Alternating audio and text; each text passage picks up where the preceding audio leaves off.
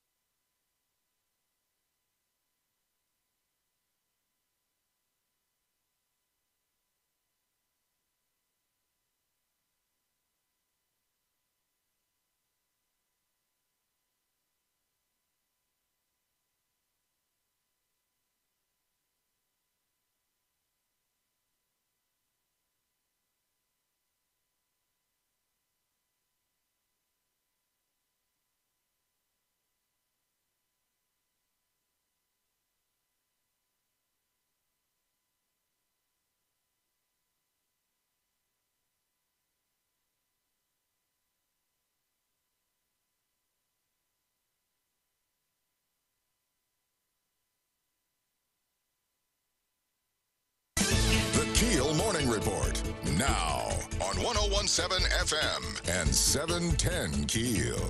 An early morning shooting leaves a man dead. According to police, the shooting happened around 2 a.m. at the Cypress Landing Apartments in the MLK area. Domestic argument between a husband and wife ended with the 29-year-old man dead. The wife's been detained for questioning. And there was another shooting. A man gets several bullets for Valentine's Day. According to Shreveport police, the man was shot in front of his home on Turner Lane just before 9 p.m. The man suffered gunshot wounds to his leg and buttocks. At this time, no arrests have been made. The man accused of killing and burning the bodies of a Shreveport couple faces first-degree murder charges. Dwayne Willie Watkins indicted for first-degree murder in the November 8th robbery, kidnapping, and killing of Kelly and Heather Joes. If convicted, Watkins faces life in prison or the death penalty. One of the men arrested in connection with the murder of Shreveport police officer Shateri Payne now facing federal drug and firearms charges. The U.S. attorney is charging Glenn Frierson for being a felon in possession of a firearm, possession of controlled substances, and possession of a firearm during a drug trafficking crime. Frierson also faces second-degree murder charges in relation to the shooting death of Officer Payne. Shreveporters coming together to make the city a better place to live. Matt Parker with that. More than 100 Shreveport residents have come together to make suggestions to new Mayor Adrian Perkins. The Future of Shreveport Advisory Board is overseeing several committees made up of Shreveport residents to get input on future policy for the city. Some of the hot topics for citizens include blight, crime, workforce development, and economic development. The group will get together several more times before the advisory board submits a list of recommendations to the mayor in April. From 101.7 FM and 710 KEEL, I'm Matt Parker. Shreveport parents claim youngsters were bullied during a placement test. According to reports, several fifth graders at Claiborne Elementary were verbally abused during the test. The parents of the kids claimed that the proctors giving that test told the students they wouldn't do well because of the color of their skin. More than 50 parents met with school officials to discuss the situation. A Texas teacher busted for improper relations with a student. Shannon Griffin, an English and theater teacher in Jefferson, has been arrested and charged with having an improper relationship with a 17-year-old. According to the Marion County Sheriff's Department, Griffin's been under investigation for several weeks. Senate Leader Mitch McConnell says the president will declare a state of emergency to get funds to build his wall. Much of the money would come from Army Corps and or FEMA disaster money, a keen concern for hurricane-prone Louisiana. Senator John Kennedy says he's aware that's a possibility. That's a very good point. I mean, that's a fact that you have to look at in terms of where the money's going to come from. Kennedy says he would not vote to oppose the president's state of emergency. LSU says 9 fraternity members have been arrested for hazing-related crimes. in a toughened school approach to such incidents after the 2017 death of a pledge during a drinking ritual. The university released a statement saying the men arrested, ranging in ages from 19 to 23, were all members of Delta Kappa Epsilon. The Ethics Board will reconsider its decision to bar candidates from using campaign money to pay for child care. The decision has gotten quite a bit of public flack, including from the governor. UL Lafayette political science professor Pearson Cross says Edwards' opposition will be hard for the board, 7 of whom are appointed by the governor, to ignore. The weight of the governor in Louisiana is something that would certainly weigh heavily on the conscience and actions of people in state boards, but they can't be swayed really by the governor specifically. Between November of last year and 2000, a number of male candidates, reportedly including Senator John Kennedy, have been allowed to use the money for child care. Amazon's decision to walk away from New York City could scare off other tech companies considering moving to or expanding in the city. That's according to experts analyzing the e-commerce giant's sudden cancellation of plans to build a massive headquarters in Queens. The decision wipes out 25,000 promised jobs in the city. School officials say 21 students from a middle school near Atlanta have been taken to hospitals after eating candy and snacks on Valentine's Day. I'm Erin McCarty on 101.7 FM and 710 KEEL.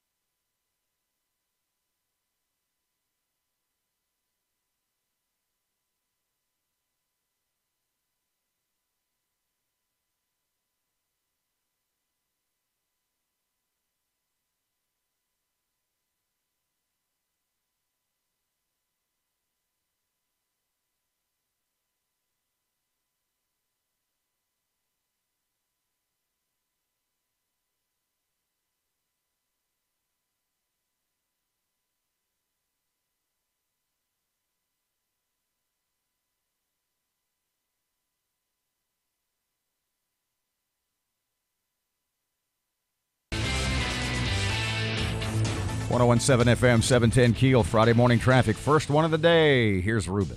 Looks like I-220's got it all clear for your early morning drive to work or school, but look out later on this morning for some traffic delays on I-49 northbound near Kings Highway.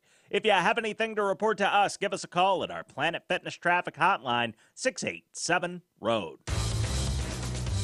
A lake wind advisory in place through the day today. Gusty winds with sunshine up to 72. Southwest winds could gust up to 30 this afternoon. Partly cloudy areas of patchy fog overnight tonight, low 58. Cloudy tomorrow, 75. Clouds on Saturday, cooler, 62. Showers likely Sunday. Richard Lettigan, the Weather Channel.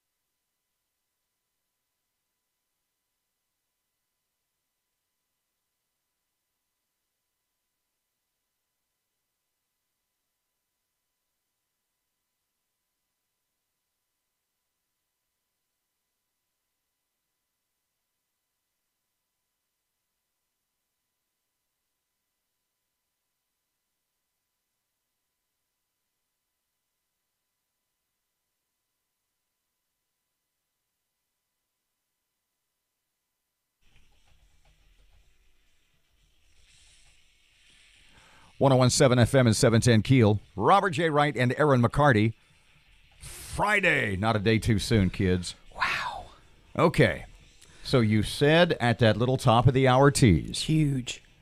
You said you've got like a new story, a follow-up on an old story? Yeah. What exactly is this? Well, I get a text from our pal Maddie early this morning, which read... This guy over here, you mean? Yeah. I just want to say I'm responsible for everything you're going to have to deal with this morning, and I apologize. Yep. So she's all pumped up. She's juiced. Yeah, I inadvertently... Speaking of juice, what did you tell me, Matt? I inadvertently pumped her tires. All right, let me read the exact text. What is the time on this? 3:54. Oh, God. Mm-hmm. Oh, my Erin, God.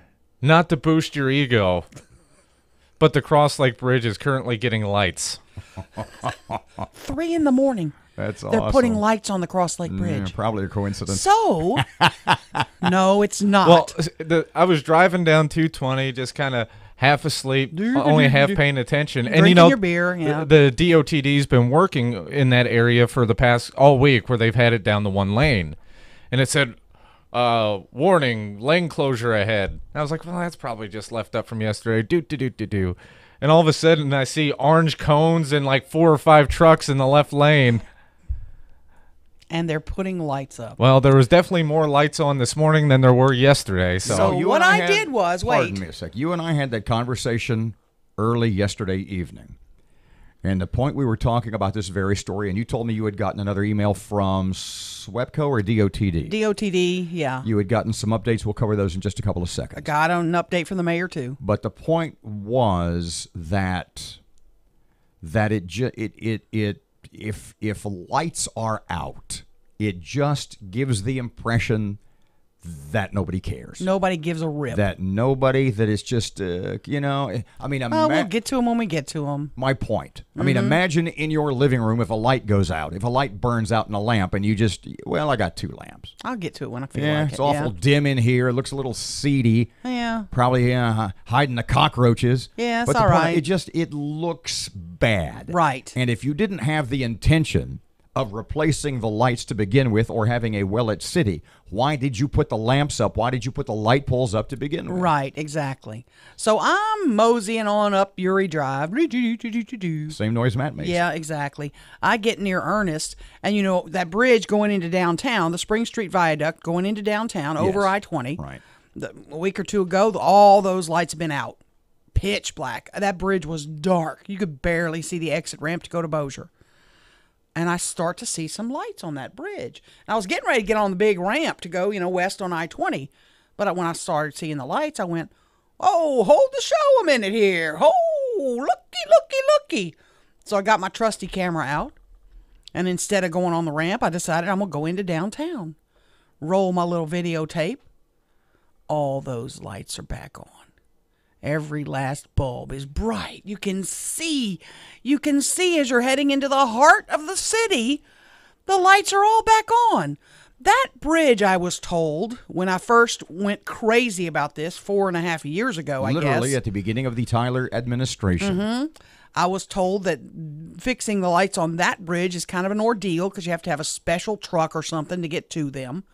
And so it was going to take a while. And it took about 18 months with the Tyler administration. Now, who's in charge of that one? Is that That's the city of Shreveport. So would it be fair to say, to give credit to the mayor and his office, that they got it done in a week, 18 hours? Yeah, well, I mean, I first notified them about a week ago of it, and said I'm watching, I'm waiting, I drive up there every day. I'm gonna wait and count the days. They fixed it in a week. Those lights are back on now. Don't get me wrong, this problem's not over, because I got back on the freeway and the lights on I-20 between Spring Street and I-49, most of those are still out. Is it fair to say that the distribution of labor when it comes to replacing street lights, highway lights across the Arklatex, it's a rather convoluted responsibility? It is such a mess. It is such a mess. And I'm still waiting to find out if the Shreveport-Barksdale Bridge lights are back on. Bossier City has acknowledged, I guess, now that it is their responsibility. And Pam Glorioso told me they were going to send a crew up there. Whether or not they're on or not, I don't know. But just a second. I did put a message on my Facebook to let me know. Right here. Erin McCarty, 12 minutes ago, helped me with a project this morning. Anyone going over the Shreveport-Barksdale Bridge Can you let me know if the lights are on? All westbound lights have been out. Need an update. One response. Dunno. Don't know. Can tell you there's a bunch of lights out on I-49. I know that's not on the city, but the state. Well, no, the state doesn't do that. So, I don't know who So handles what it. emails, what communication did you get yesterday pertaining to what lights and where? Well, I got notification from DOTD with regard to the SWEPCO issue. SWEPCO claiming we can't, DOTD SWEPCO has to give said- permission. Pardon me a second. SWEPCO told you in an email, unless I misunderstood, SWEPCO told you that when it comes to replacing lights, theoretically, say, on the Barksdale Bridge, SWEPCO told you that whoever was responsible for, be it Shreveport or Bossier City, for replacing those lights, putting in the new ones, that they were not, i.e. the municipality was not allowed to do it on their own, that they had to have a DOTD permission, and DOTD had to already be in the area and doing work on that bridge or on whatever road it happened to be. Right. In other words, Bossier just can't send up a crew. According to the email you got, Bossier just can't send a crew up on the bridge, shut down a lane, shinny up the pole, and take care of it. That they literally have to wait. This is what your email said. Yeah. That they have to wait until DOTD crews are in the area and already working on that bridge and having closed lanes, Right. i.e. DOTD. Yep. So, Well, DOTD says, and it is not correct to say that we issue a blanket denial for a lane closure request from SWEPCO in order for them to repair lighting. However, we do restrict the time of day during which these lane closures can take place. We are not likely to approve a lane closure on a high-volume roadway during peak travel times, but we're happy to work with them on securing a lane closure during non-peak travel times. We have not received any requests for lane closures on the Shreveport-Barksdale Bridge in order for lighting to be repaired. Parkey? Well, I was just going to say, 2:30 in the morning is peak travel time for us. You know what? At 2:30 in the morning or 3 in the morning for you two clowns, if they want to shut down a lane to replace lights, I think the vote in here would be unanimous. I did get a note from the mayor, too, that Gary Norman is on this and will keep me posted. 1017 FM, 710 Keel, Shreveport Security Systems text line, 318-392-1884. Is that juice? I beg your pardon? Is that juice? Do we have juice? I know what you... It's going to be a long day, kid. Traffic I time. apologize. Here's Ruben. Looks like I-220's got it all clear for your early morning drive to work or school, but look out later on this morning for some traffic delays on I-49 northbound near Kings Highway. If you have anything to report to us, give us a call at our Planet Fitness Traffic Hotline, 687-ROAD. A lake wind advisory in place through the day today. Gusty winds with sunshine up to 72. Southwest winds could gust up to 30 this afternoon. Partly cloudy areas of patchy fog overnight tonight, low 58. Cloudy tomorrow, 75. Clouds on Saturday, cooler 62. Showers likely Sunday. Richard Ledigan, the Weather Channel.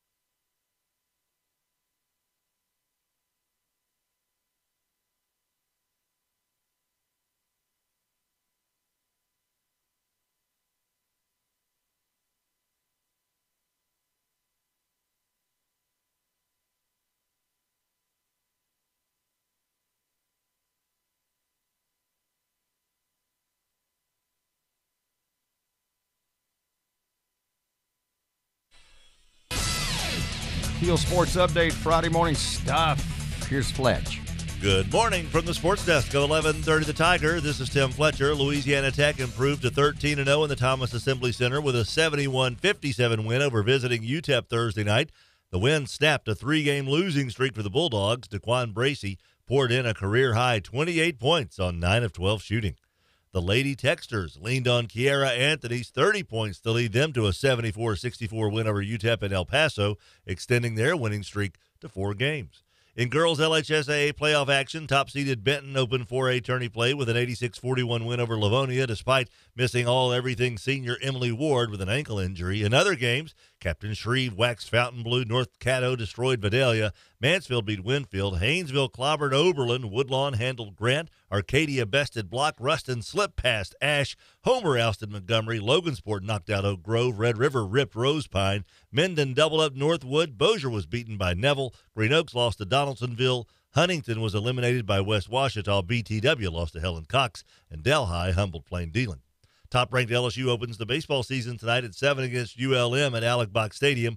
Zach Hess will start on the mound for the Tigers. Louisiana Tech opens at Southeastern. Grambling hosts Eastern Kentucky. And Northwestern State is at Houston. And finally, the Mudbugs host division-leading Amarillo tonight and tomorrow night in Georges Pond at Hearst Coliseum. The team will sport Mardi Gras-themed jerseys both games on Saturday night. Tre'Davious White will be the grand marshal for a parade inside the arena. From the sports desk of 1130 The Tiger, this is Tim Fletcher.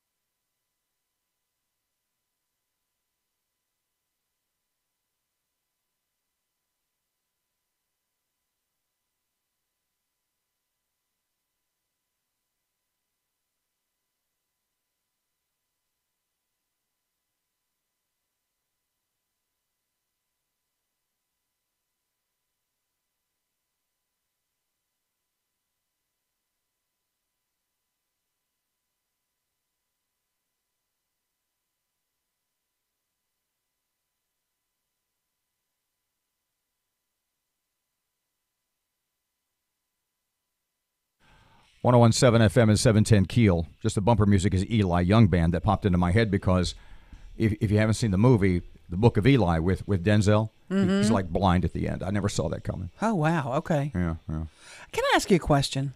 A dumb Valentine's Day question? I knew this was going to be, every time. I feel like. At every major holiday, you express or you manifest your, I don't want to say ignorance of men. There's just these man questions, these man behavior-related questions that you have, that you just sort of attach, that you have glommed onto a specific day. Do you realize since about Monday or Tuesday of this week, you have asked me and Matt off the air, and to some degree on about 15 guy questions. And well, this is I'm worried about my motherhood. I'm worried that my wait. I'm worried that my motherhood is not I'm not a normal mom. What would Stop that laughing. What would I know about motherhood? Well, I want you to tell me if your mother did this, would you think it was stupid? Yes. If it's related to you, it's stupid. Yes, if my mother had done whatever you're about to say. You wouldn't think it was cute? My mother, look, I've described not only to you but to other people. My mother passed away at the age of 79 in 1998. She was born in 1919. Right. In those 79 years, I can guarantee you, anybody who knew my mom will back me up on this. Yeah. If my father were here, he would back me up on this. Yeah. My mother never did anything that could in any way be described as cute. My mother was, I've told you this before, I don't even really want to say it on the air. I really don't. My mother was an Ingmar Bergman movie. Yeah, everything Seven is Seals. cute. There is no joy. There is work and death. That was it. Yeah. Yeah, okay. Well, I don't really want to say it on the air. It's too late. It's embarrassing. You let the cat out now. Yeah, you might as well just finish Okay. spitting out your stupidity. Wow. I mean, statement. So, I got my son a little bag of goodie snacks and all that. The one you stole from me, with huh? a card. No. I stopped. No, and, she gave that one to Greg. Yeah, I stopped and bought him some snacks. Just He got the good stuff. Yeah, he got chips and peanuts and junk. But anyway, and with a card, a nice sweet card. And then when I'm cooking supper last night, he's upstairs in his room, and I don't cook every night. Sometimes I do, and I'll text him and say, "Hey, food's ready." So yesterday. Wait. I'll text him and say, food's ready. Yeah, otherwise he won't know if there's food there and he won't come down. I just didn't want people to miss. I didn't want that to slip by. I don't want to holler at him. No, of course not. Nor do I want to go up the stairs and knock on his door. Who wants to exchange conversation? So I get me some, I get country. I get me some down home sausage, okay? Yeah. I got a pack of it. And I slice it into about 1-inch cubes, okay? And I put it in the pan, and I get it nice and charred, on each side. Charred. Yeah. I like it like that. It's the Hindenburg recipe. It's down home sausage. Yeah. Aren't we out of time? No, you're finishing this. So I put his down home sausage on his plate in the shape of a heart. And then I put his barbecue sauce in the middle of the heart. And as I did it, I thought, this is weird. This is very weird. You're going too far. This is crazy. Just put his food in a bowl and let him come down and get it. And I thought about it. I thought, do other mothers do stupid, silly things like, it was just a little, I love you kind of thing? Would you think that was creepy if your mother did that? My mother would never do that. Yeah. In your defense, no, I don't think it was creepy. Matt, is it creepy? In the grand scheme of things you have done, this is fairly normal. Fairly normal. Okay. Yeah. Exactly. So it's not ultra. It's not that I'm a nut job mom. No, you are. Just not in this case. If you told a therapist that story, there was only a 4 out of 10 chance he would prescribe electrodes on your temples. Okay. I just felt weird after I did it. I was like, this is just kind of odd. You're growing as an adult. You should feel that way about more things you've done to your son. Yeah, I think the Matt has a point. The self-examination, albeit in this instance a couple of minutes late, is a step in the right direction. I just thought it was cute. And, maybe I'm overburdensome. I don't know. What's the word I'm looking for? Life. 101.7 FM, 710 Keel. Traffic update before local news. Here's Ruben. Looks like I-220's got it all clear for your early morning drive to work or school, but look out later on this morning for some traffic delays on I-49 northbound near Kings Highway. If you have anything to report to us, give us a call at our Planet Fitness Traffic Hotline, 687-ROAD. A lake wind advisory in place through the day today. Gusty winds with sunshine up to 72. Southwest winds could gust up to 30 this afternoon. Partly cloudy areas of patchy fog overnight tonight, low 58. Cloudy tomorrow, 75. Clouds on Saturday, cooler 62. Showers likely Sunday. We're Trina Wedding at the Weather Channel.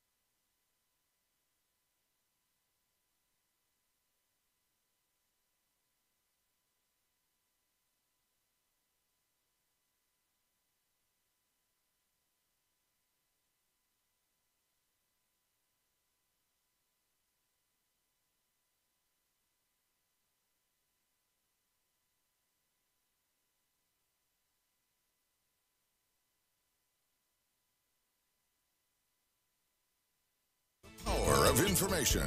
KEEL News now. A man is dead after a domestic shooting in the Martin Luther King Drive area. It happened around 2 a.m. at the Cypress Landing Apartments. 29-year-old man is killed. The wife has been detained for questioning. A man gets several bullets for Valentine's Day. According to police, the man was shot in front of his home on Turner Lane just before 9 p.m. The man suffered gunshot wounds to his leg and buttocks. No arrests have been made. Shreveport parents claim kids were bullied during placement tests. According to reports, several fifth graders at Claiborne were verbally abused during a middle school placement test. The parents claim the proctors giving the test told students they wouldn't do well because of the color of their skin. More than 100 Shreveport residents have come together to make suggestions to the new mayor. The Future of Shreveport Board is overseeing several committees made up of Shreveport residents to get input on future policy for the city. Some of the hot topics include blight, crime, workforce development, and economic development. The group will get together several more times before the board submits a list of recommendations to the mayor in April.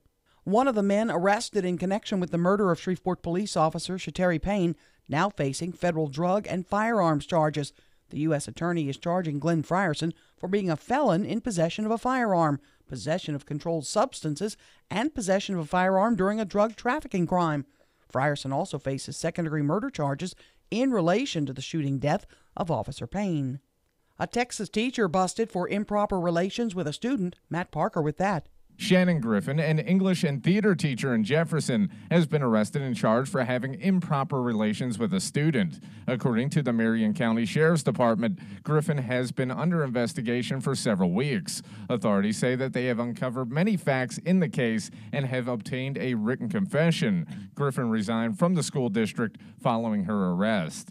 From 101.7 FM and 710 KEEL, I'm Matt Parker. Senator Mitch McConnell says President Trump will declare a state of emergency to get the funds necessary to build his wall. Now, the declaration would likely be immediately challenged in Congress, but would require an unlikely two-thirds override vote in both chambers. At that point, Senator John Kennedy says he expects the battle to shift to the courts. It would be litigated. I'm sure our Democratic friends have lawsuits prepared, and they'll file undoubtedly in the Ninth Circuit. Some of the money to build the wall would reportedly come from Army Corps and/or FEMA disaster prevention money. The arrest of 9 fraternity members at LSU over allegations of hazing comes after the passage of the Maxwell-Groover Act that was put in place to combat the activity by handing out harsher punishments. East Baton Rouge DA Hiller Moore credits the act for the allegations coming to light. I really think it played a substantial role in having the national chapter of this fraternity, once they learned about the allegations, to immediately come in and report it to the LSU Police Department. Moore believes the national fraternities are now taking quicker action because of the act. Former Calvary and LSU football star Greedy Williams, who's likely headed to the pros, spent his Valentine's Day at Shriners Hospital giving out teddy bears to the patients there. I'm Erin McCarty on 101.7 FM and 710 KEEL.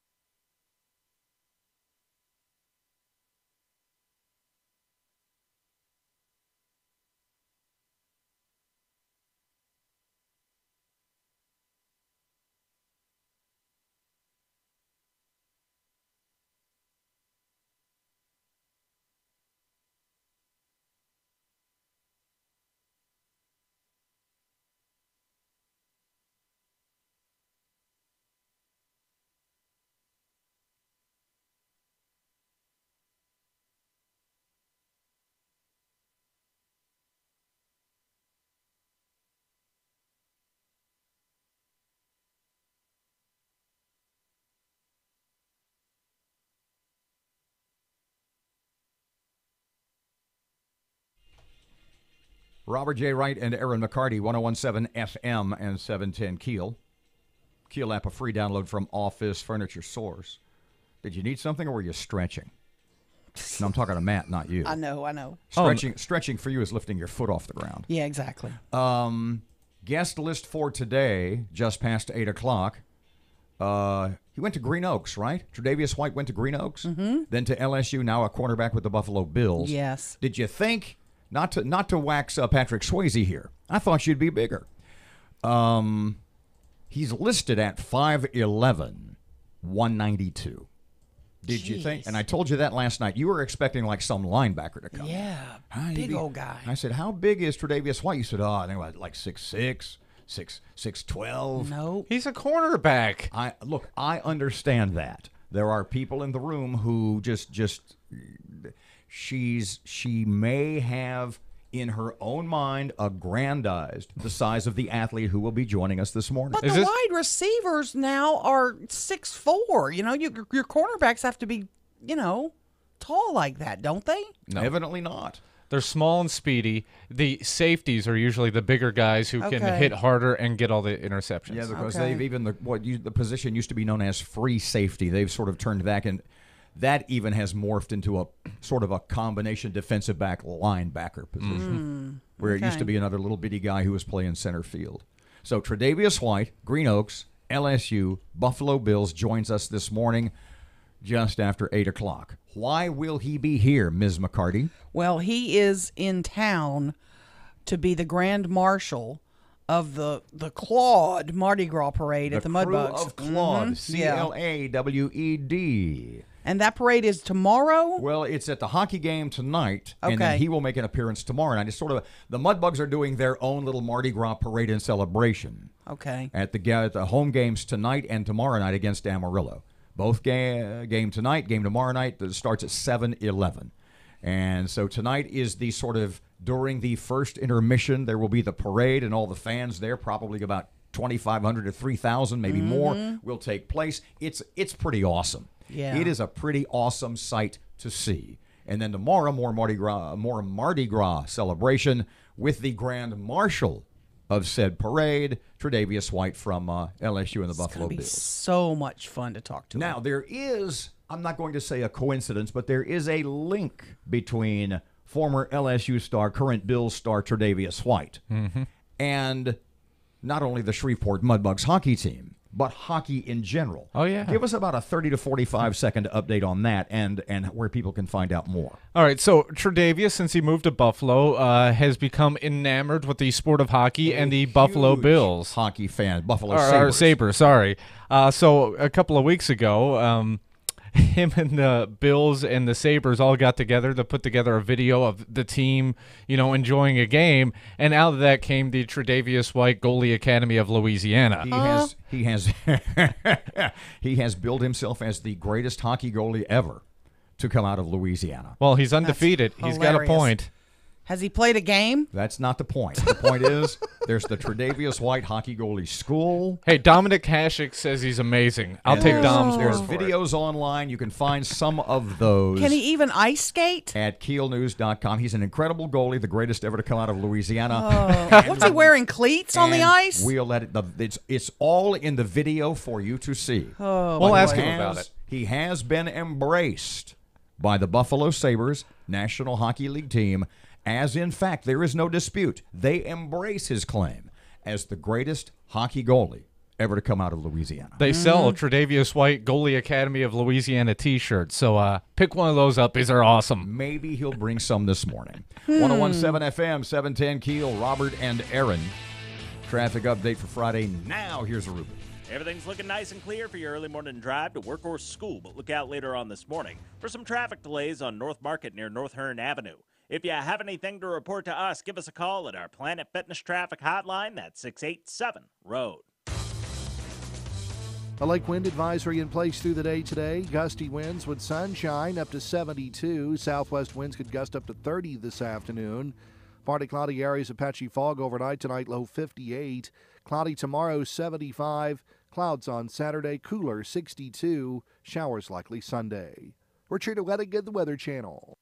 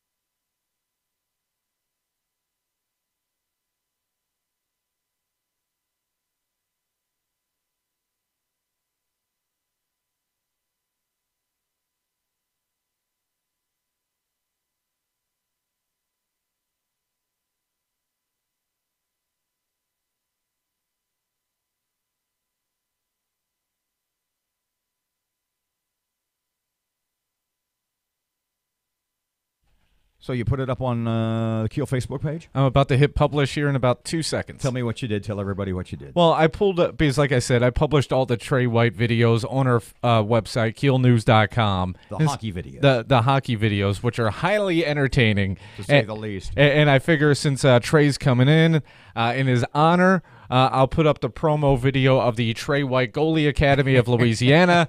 If you haven't seen it yet, if you somehow missed the boat the first time around, it's pretty awesome. It's definitely worth checking out. Need to find out exactly where that is and if you can get a scholarship. 101.7 FM, 710 Keel, Robert J. Wright, and Erin McCarty. Okay, so let's go back to the Max Groover, I don't want to say case, but the Max Groover tragedy. Can you give me a little background there, because it will sort of segue. It'll be a good start for what I want to talk about. Yeah, Max Groover was killed during a hazing incident at LSU. He was one of the pledges. It led to indictments. It led to the prosecution of some of those members of that fraternity.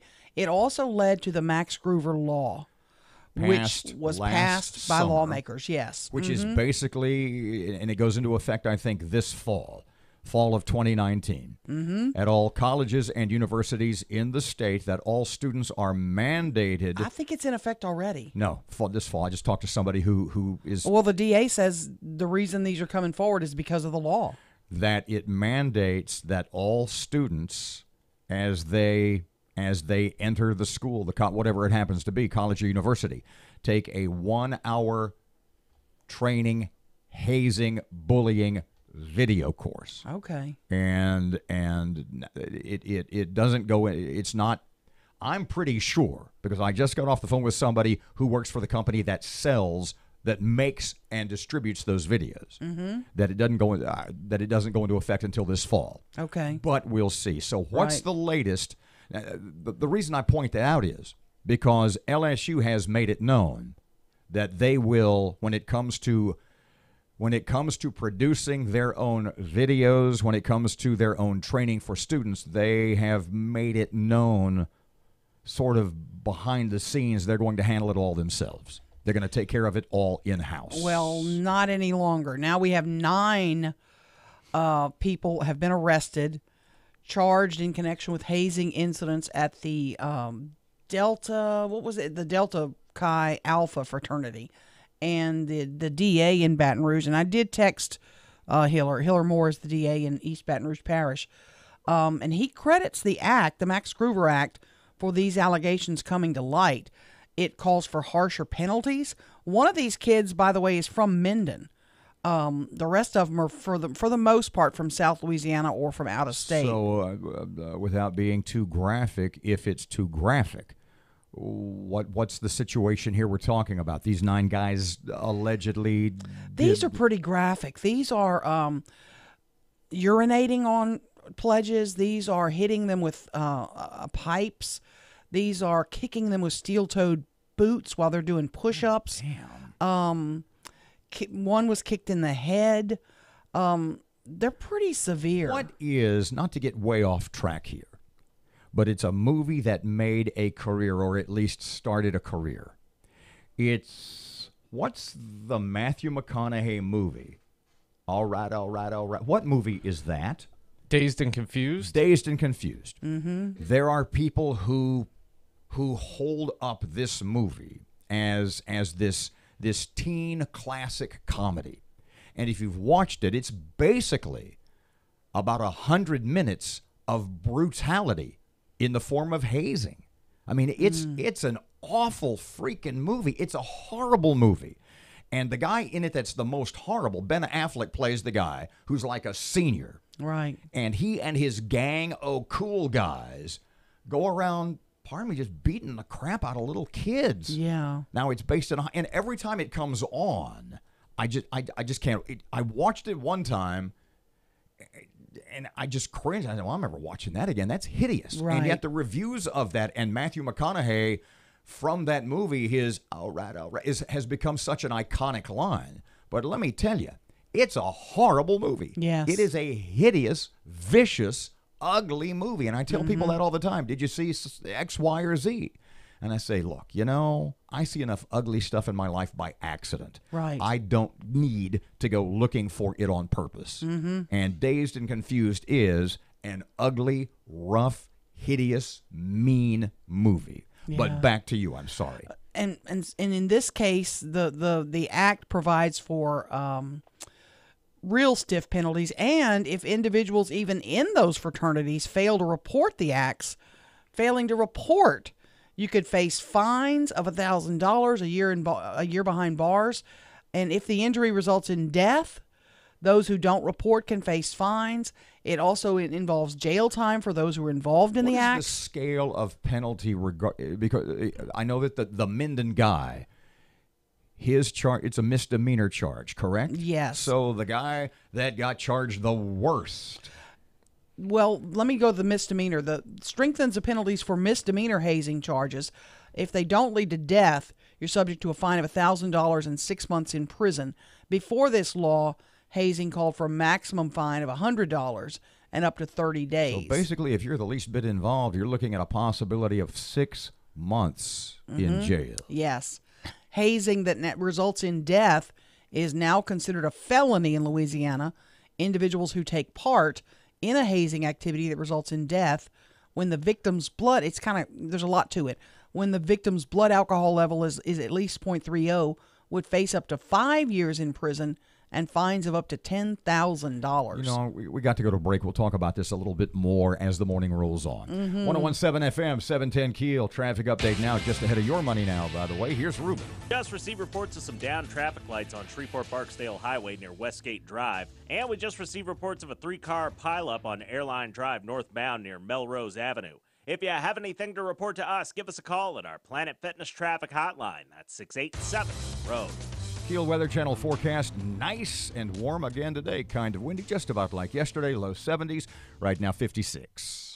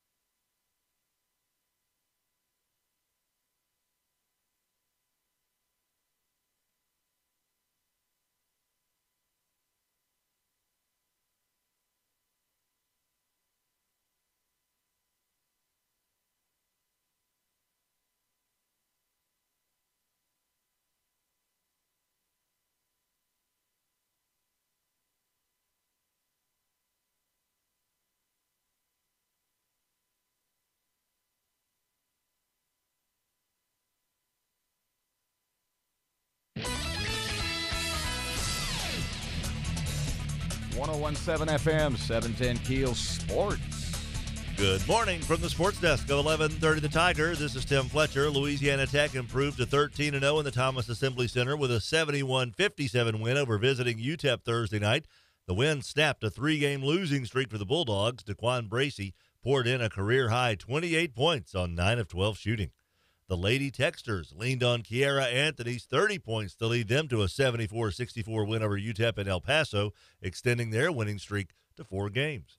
In girls LHSAA playoff action, top-seeded Benton opened 4A tourney play with an 86-41 win over Livonia, despite missing all-everything senior Emily Ward with an ankle injury. In other games, Captain Shreve waxed Fountain Blue. North Caddo destroyed Vidalia. Mansfield beat Winfield. Haynesville clobbered Oberlin. Woodlawn handled Grant. Arcadia bested Block. Ruston slipped past Ash. Homer ousted Montgomery. Logansport knocked out Oak Grove. Red River ripped Rosepine. Mendon doubled up Northwood. Bossier was beaten by Neville. Green Oaks lost to Donaldsonville. Huntington was eliminated by West Washita. BTW lost to Helen Cox. And Delhi humbled Plain Dealing.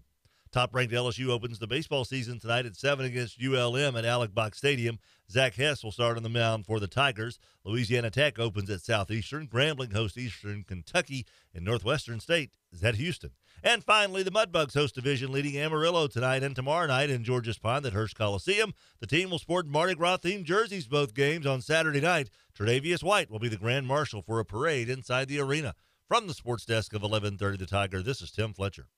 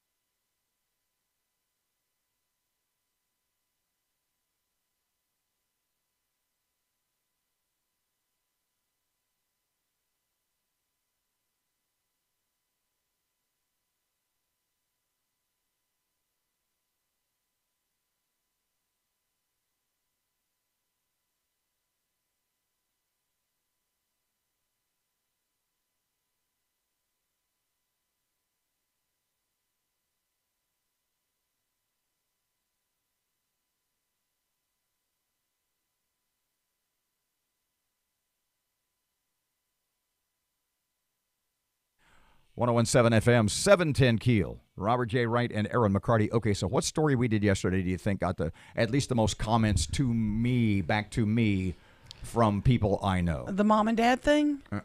The yelling at referee thing? Nope. Not the lights? Although Eddie Bonine, LHSAA boss, joins us at about 8:40 this morning. You bet. To talk about out-of-control parents at high school sports and how that literally could endanger the playing of games. You bet it could. If it wasn't one of the major stories, I think I know what it is. Which one, kid? The sex robots becoming Terminators. I got... Yes. Basically, well, do you remember? Do you remember the story? Do you, McCartney down there, remember the story? Yes. In a single sentence, because I don't want to read the text I got just yet. Hacking of sex robots could lead to murder. That's basically it. Yeah. In fact, I'll read the headline, then I'll read the text. You really want me to go here again today? Hacked sex robots could murder people, security expert warns. So basically, here's the text I got. Hey, heard your story this morning. Hacked sex robots could murder people, security expert warns. Is that true? Asking for a friend. 101.7 FM. Oh, man. Don't trip over that cord. 850, that's not a cord. 856, 101.7 FM, 710 Keel. Here's Rush. The Department of Housing and Urban Development just awarded San Francisco $45 million to fight homelessness this year. That's more than twice the amount the city got in 2011. The entire Bay Area is getting $153 million in homelessness grants. Now, for many of you, this is frustrating news. It's not that you don't want to help solve homelessness. It's because San Francisco is subsidizing it with your money, with no apparent effort to do anything about it other than sustain it. San Francisco is such a beautiful place, but it's become a sanctuary city that proudly defends illegal aliens even when they murder Americans on the streets. It's a magnet for homelessness and drug addiction. They now give tourists maps so they can avoid piles of human feces in the streets. And it's home to Nancy Pelosi, the San Francisco treat, who says border walls are immoral while she lives behind walls in the best parts of town. I know why many people are frustrated. You have every reason to be. Why are we subsidizing this? Because all that's doing is making sure that it's going to continue.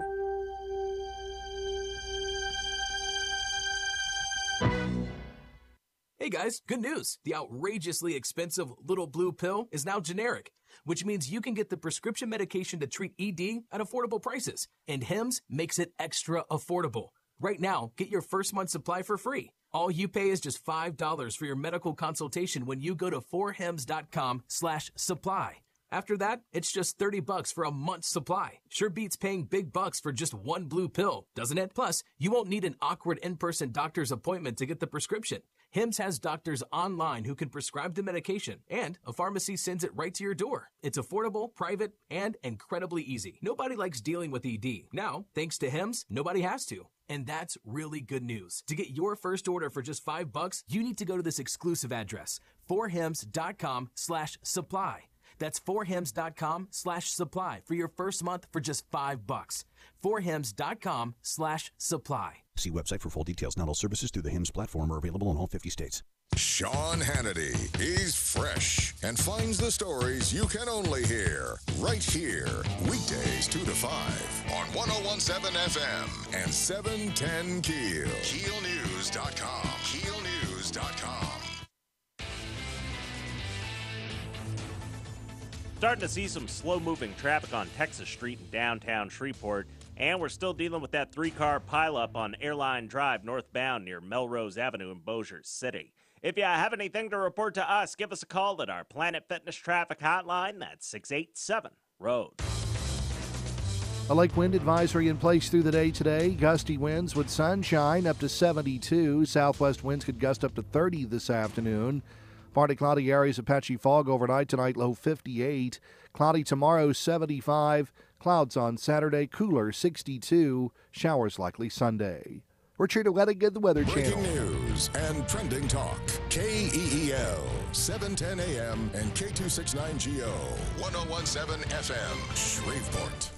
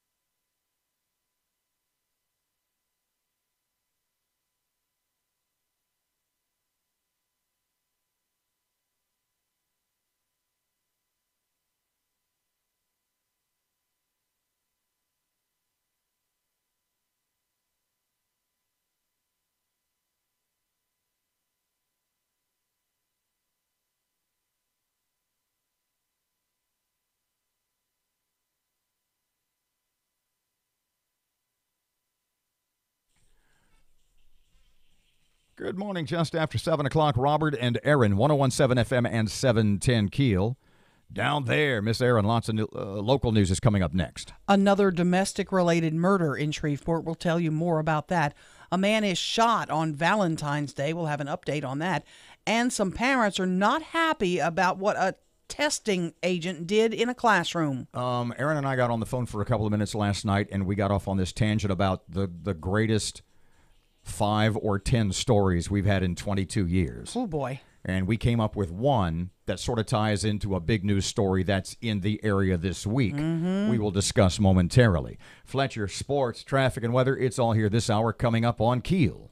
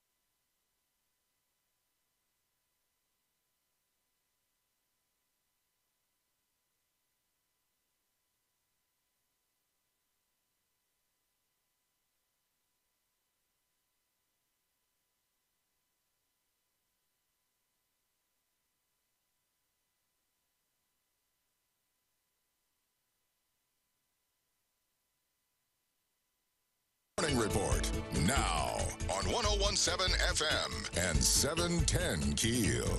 A man is dead in a domestic-related shooting happened early this morning about 2 a.m. at the Cypress Landing Apartments in the MLK area. Man 29, his wife, has been detained for questioning. Another shooting to tell you about this morning. A man gets several bullets for Valentine's Day. According to police, the man was shot in front of his home on Turner Lane just before 9 p.m. The man suffered gunshot wounds to his leg and buttocks. At this time, no arrests have been made. The man accused of killing and burning the bodies of a Shreveport couple faces first-degree murder charges. Dwayne Willie Watkins indicted for first-degree murder in the November 8th robbery, kidnapping, and killing of Kelly and Heather Joes. If convicted, Watkins faces life in prison or the death penalty. 9 fraternity members at LSU have been arrested on hazing charges. This comes after the passage of the Maxwell-Groover Act, which calls for tougher punishments.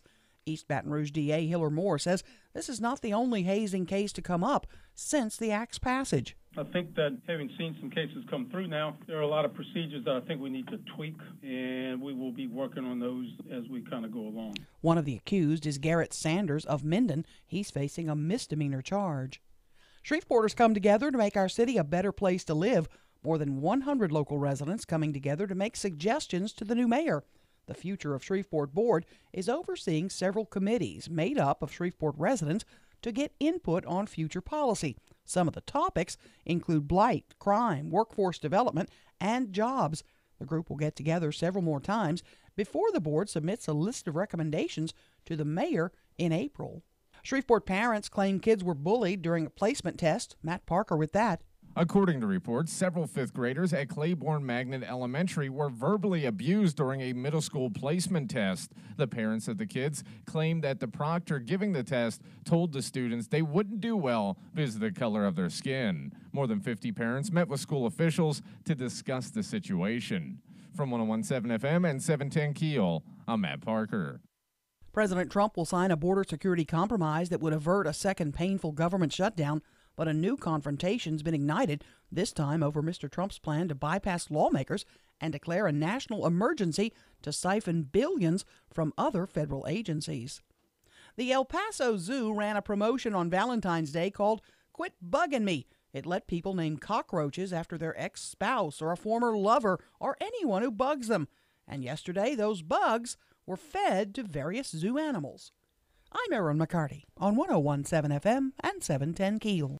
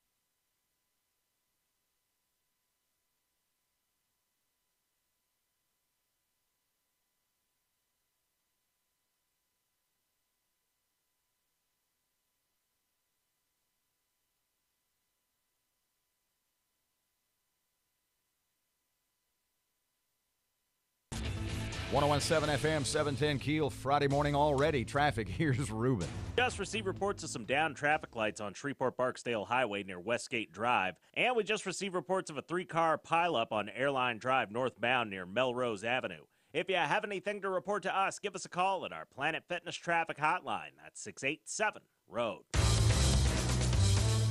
A lake wind advisory in place through the day today. Gusty winds with sunshine up to 72. Southwest winds could gust up to 30 this afternoon. Partly cloudy areas of patchy fog overnight tonight, low 58. Cloudy tomorrow, 75. Clouds on Saturday, cooler 62. Showers likely Sunday.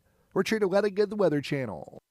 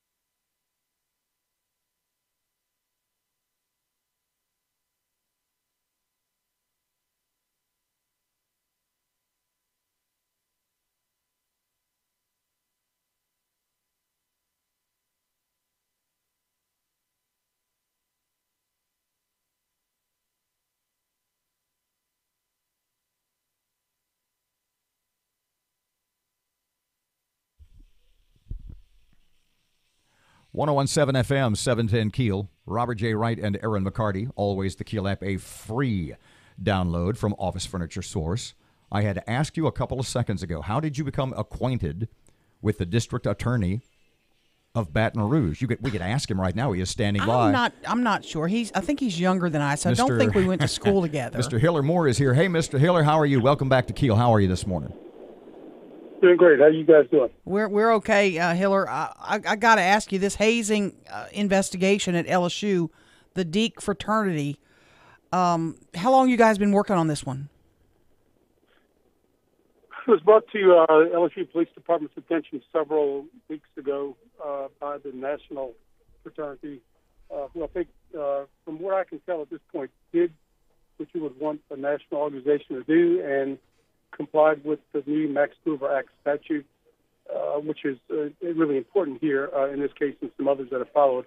I'm not sure that this would have occurred had we not had that statute. So it was brought to our attention, but unfortunately this did occur many months ago over the last semester. So we were still late coming to the investigation, but surely quicker than I think we would have received before. You kind of took my next question away. I was going to ask about the Max River legislation passed last year.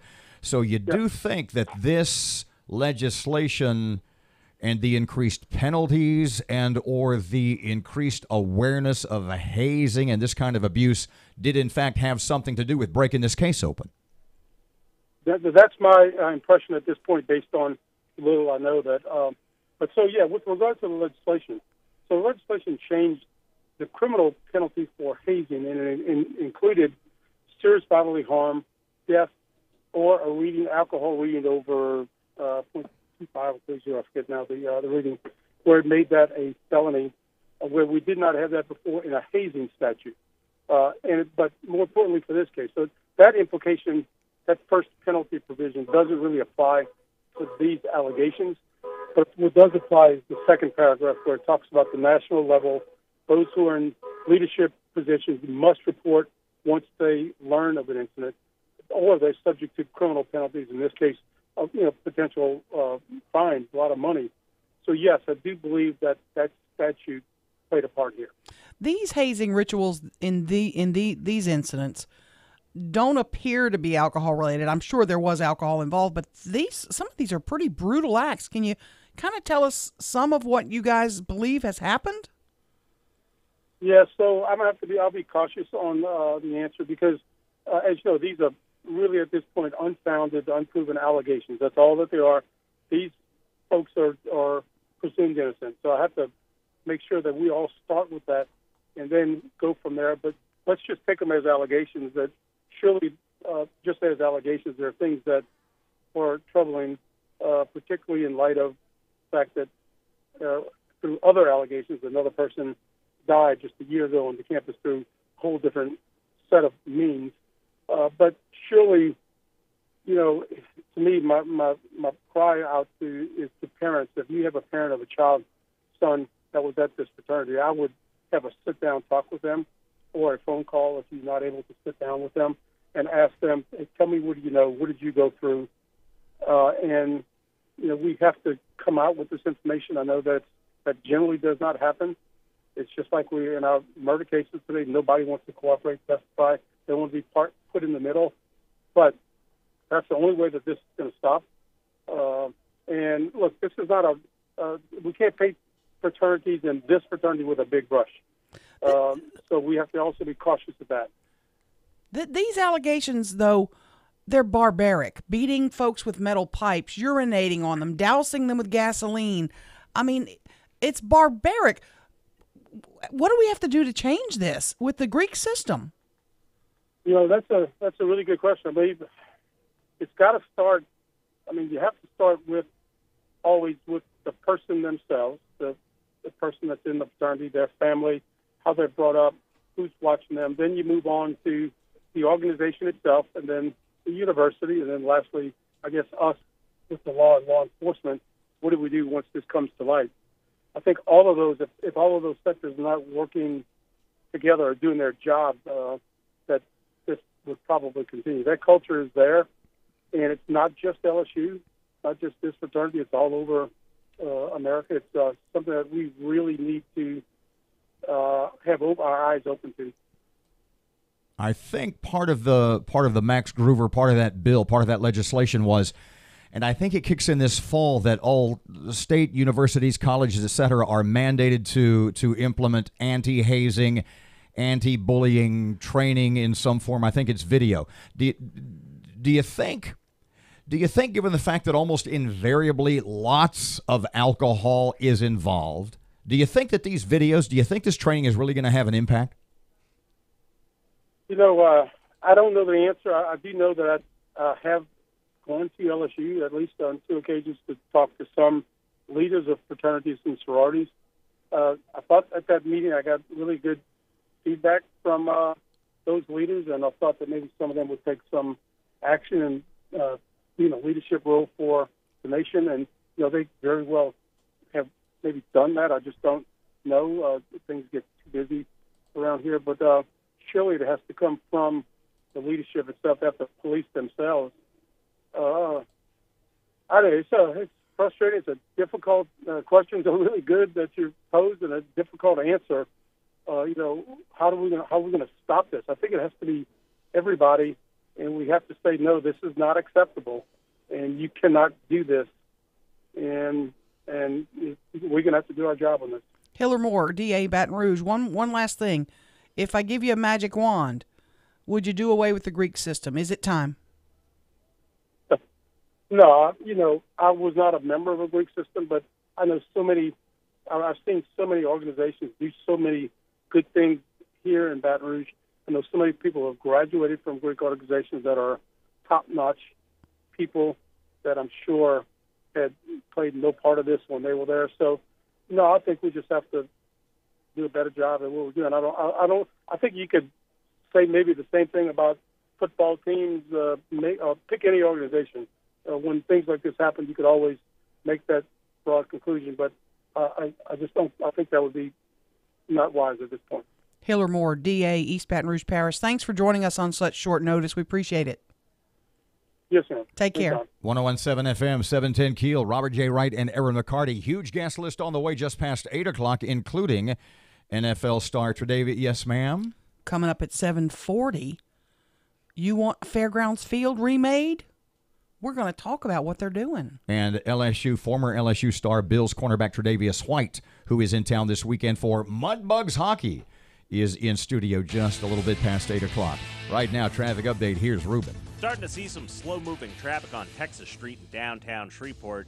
And we're still dealing with that 3-car pileup on Airline Drive northbound near Melrose Avenue in Bossier City. If you have anything to report to us, give us a call at our Planet Fitness traffic hotline. That's 687-ROAD. A warming trend will continue today, and the temperatures will cool down Saturday before rebounding on Sunday. It will be dry this morning. A lot of clouds into the afternoon with a high of 75. Tonight, a cloudy sky with a low of 46, and then cloudy and cooler tomorrow with a high of 57. There may be a few showers popping up early Sunday, then cloudy into the afternoon with a high temperature hitting the mid-60s. I'm Jeff Marr at the Weather Channel.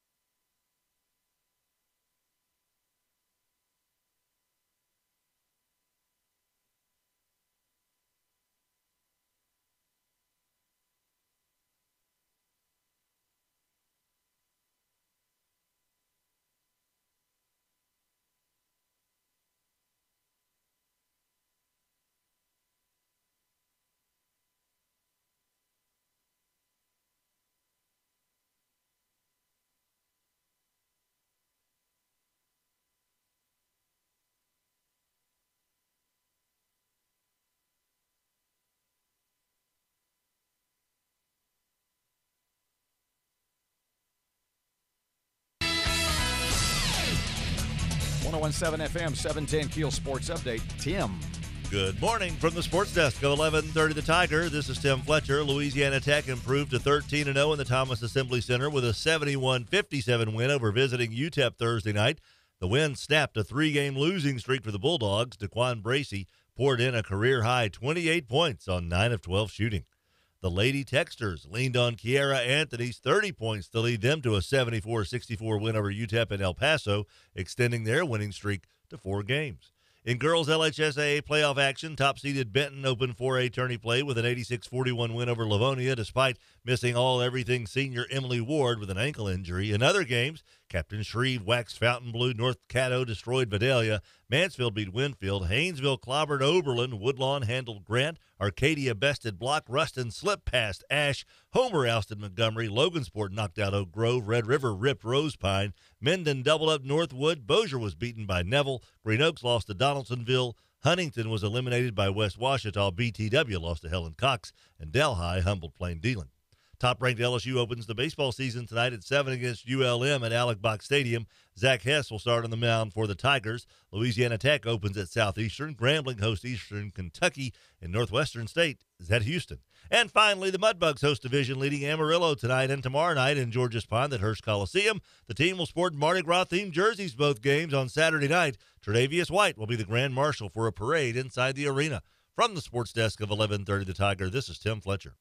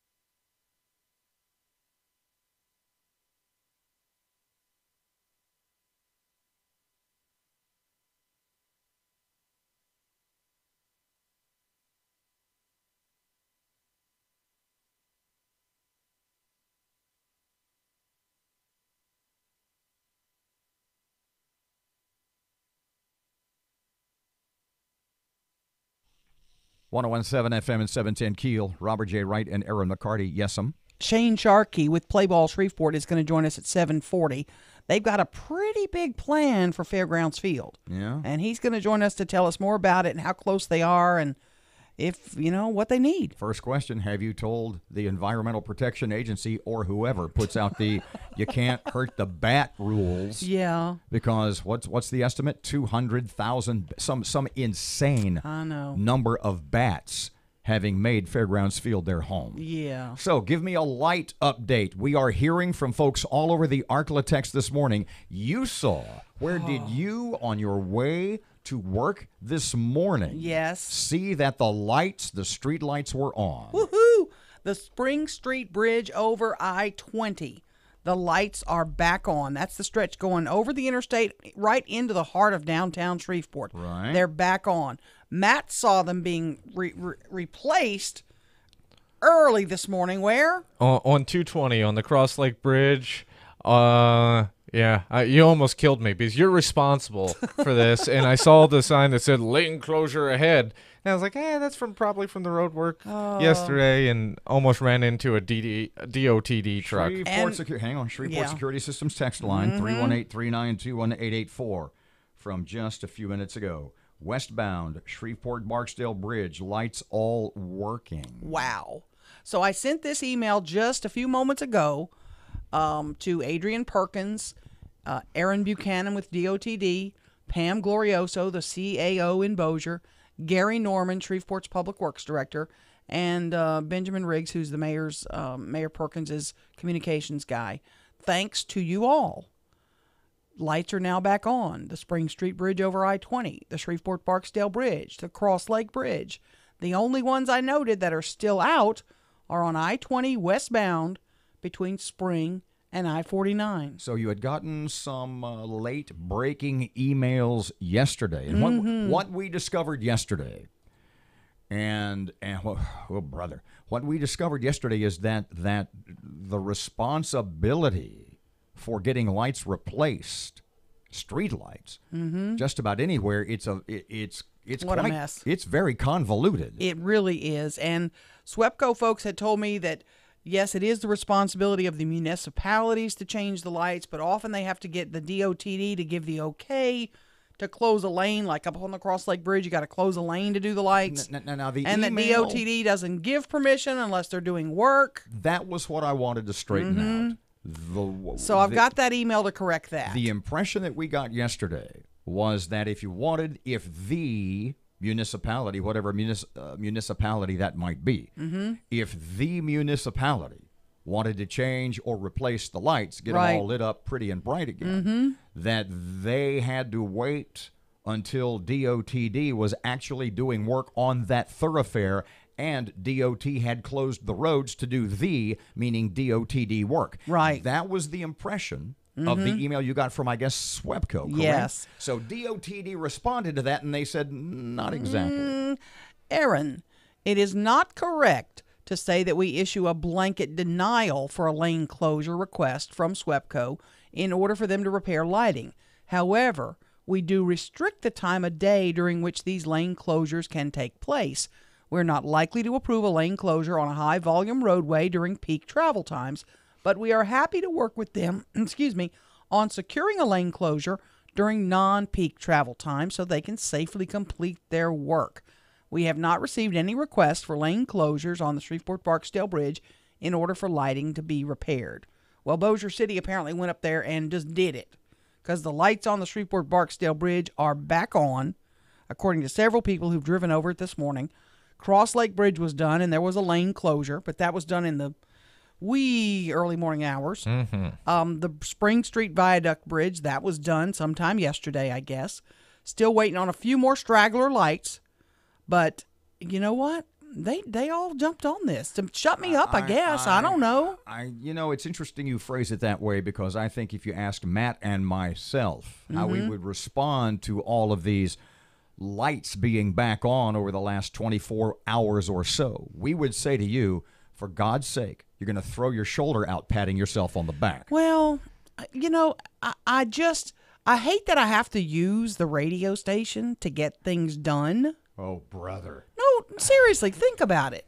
If you're just a citizen sending an email or two, would this have gotten done? Would it? I mean, I wonder.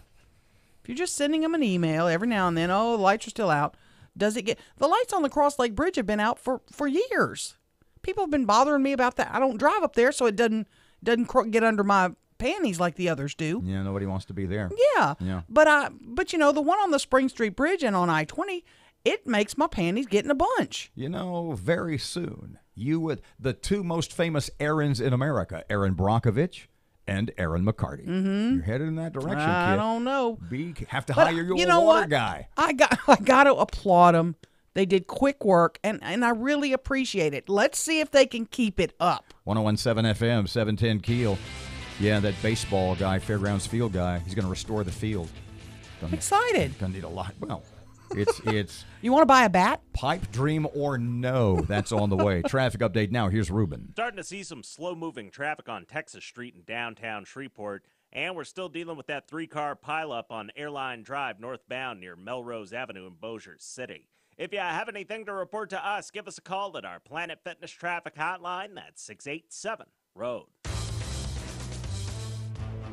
A warming trend will continue today, and the temperatures will cool down Saturday before rebounding on Sunday. We'll be dry this morning. A lot of clouds into the afternoon with a high of 75. Tonight, a cloudy sky with a low of 46, and then cloudy and cooler tomorrow with a high of 57. There may be a few showers popping up early Sunday, then cloudy into the afternoon with a high temperature hitting the mid-60s. I'm Jeff Marr at the Weather Channel.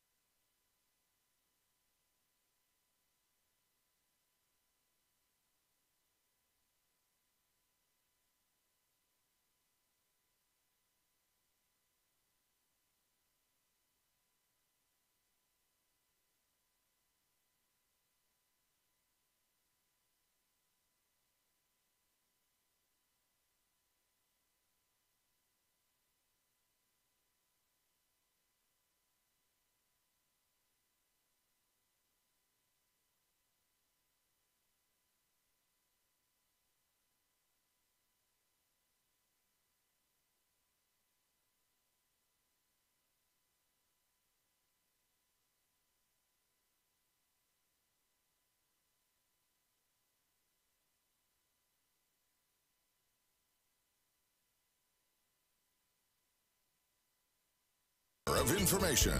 KEEL News now. A man is dead after a domestic shooting in the Martin Luther King Drive area. Happened around 2 a.m. at the Cypress Landing Apartments. 29-year-old man is killed. The wife has been detained for questioning. A man gets several bullets for Valentine's Day. According to police, the man was shot in front of his home on Turner Lane just before 9 p.m. The man suffered gunshot wounds to his leg and buttocks. No arrests have been made. Shreveport parents claim kids were bullied during placement tests. According to reports, several fifth graders at Claiborne were verbally abused during a middle school placement test. The parents claim the proctors giving the test told students they wouldn't do well because of the color of their skin.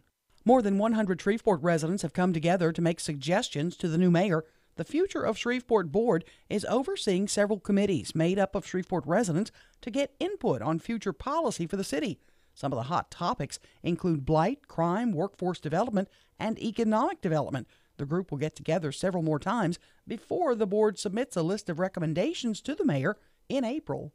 One of the men arrested in connection with the murder of Shreveport police officer Shateri Payne now facing federal drug and firearms charges. The U.S. attorney is charging Glenn Frierson for being a felon in possession of a firearm, possession of controlled substances, and possession of a firearm during a drug trafficking crime. Frierson also faces second-degree murder charges in relation to the shooting death of Officer Payne. A Texas teacher busted for improper relations with a student. Matt Parker with that. Shannon Griffin, an English and theater teacher in Jefferson, has been arrested and charged for having improper relations with a student. According to the Marion County Sheriff's Department, Griffin has been under investigation for several weeks. Authorities say that they have uncovered many facts in the case and have obtained a written confession. Griffin resigned from the school district following her arrest. From 101.7 FM and 710 KEEL, I'm Matt Parker. Senator Mitch McConnell says President Trump will declare a state of emergency to get the funds necessary to build his wall. Now, the declaration would likely be immediately challenged in Congress, but would require an unlikely 2/3 override vote in both chambers. At that point, Senator John Kennedy says he expects the battle to shift to the courts. It would be litigated. I'm sure our Democratic friends have lawsuits prepared, and they'll file undoubtedly in the Ninth Circuit. Some of the money to build the wall would reportedly come from Army Corps and or FEMA disaster prevention money. The arrest of 9 fraternity members at LSU over allegations of hazing comes after the passage of the Maxwell-Groover Act that was put in place to combat the activity by handing out harsher punishments. East Baton Rouge DA Hiller Moore credits the act for the allegations coming to light. I really think it played a substantial role in having the national chapter of this fraternity, once they learned about the allegations, to immediately come in and report it to the LSU Police Department. Moore believes the national fraternities are now taking quicker action because of the act. Former Calvary and LSU football star Greedy Williams, who's likely headed to the pros, spent his Valentine's Day at Shriners Hospital giving out teddy bears to the patients there. I'm Erin McCarty on 101.7 FM and 710 KEEL.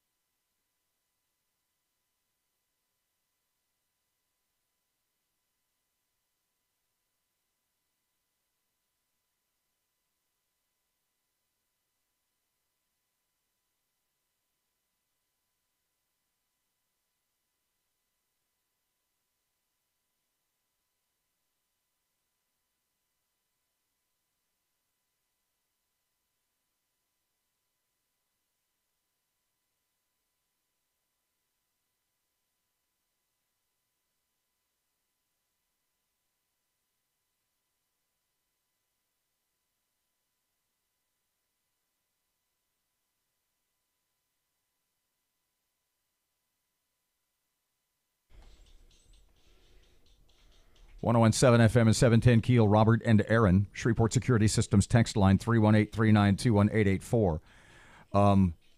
Yesterday we had Marshal Charlie Caldwell. Charlie Caldwell here. You kept calling him mayor. That's okay. See, that's the point I was going to make. Mm-hmm. I referred to him on 2 or 3 occasions as Shreveport Mayor Charlie Caldwell, not Shreveport Marshal Charlie Caldwell. And the reason I don't know why, I've had a bad week, let's be blunt. Yeah, you have. But the point being that I mentioned that to tell you this, that when Tre'Davious White is here later this morning, just after 8 o'clock, former LSU guy, current Buffalo Bills star, is when I say he went to Green Acres High School.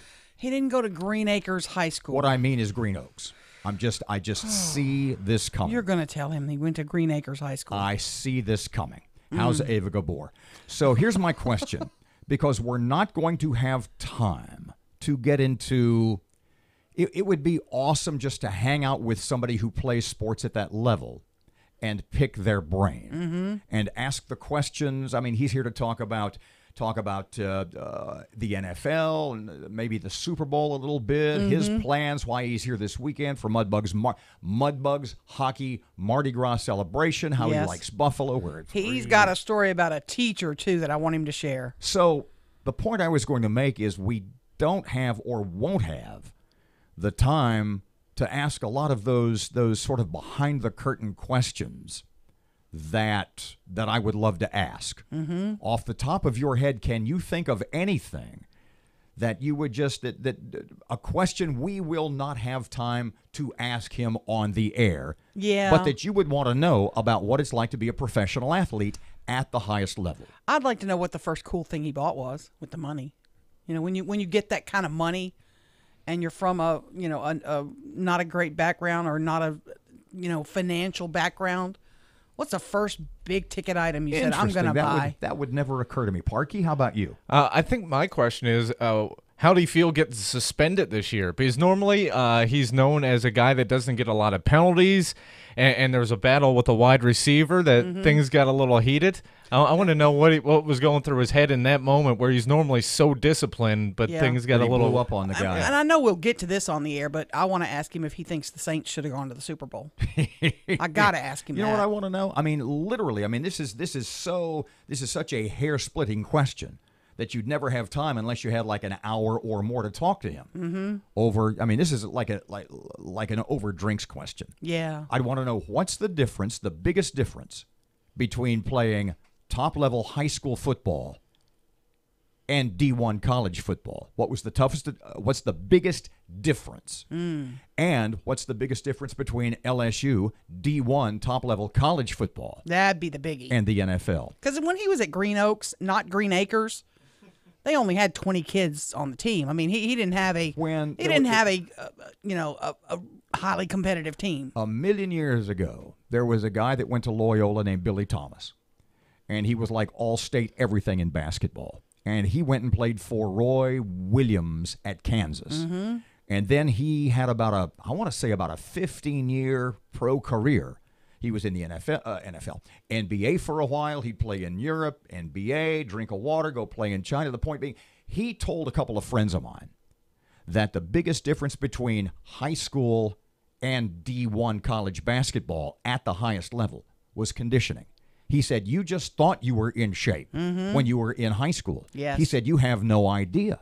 Right. The difference in conditioning and the facilities available to you. Absolutely. And I would assume at some level you think you're in shape.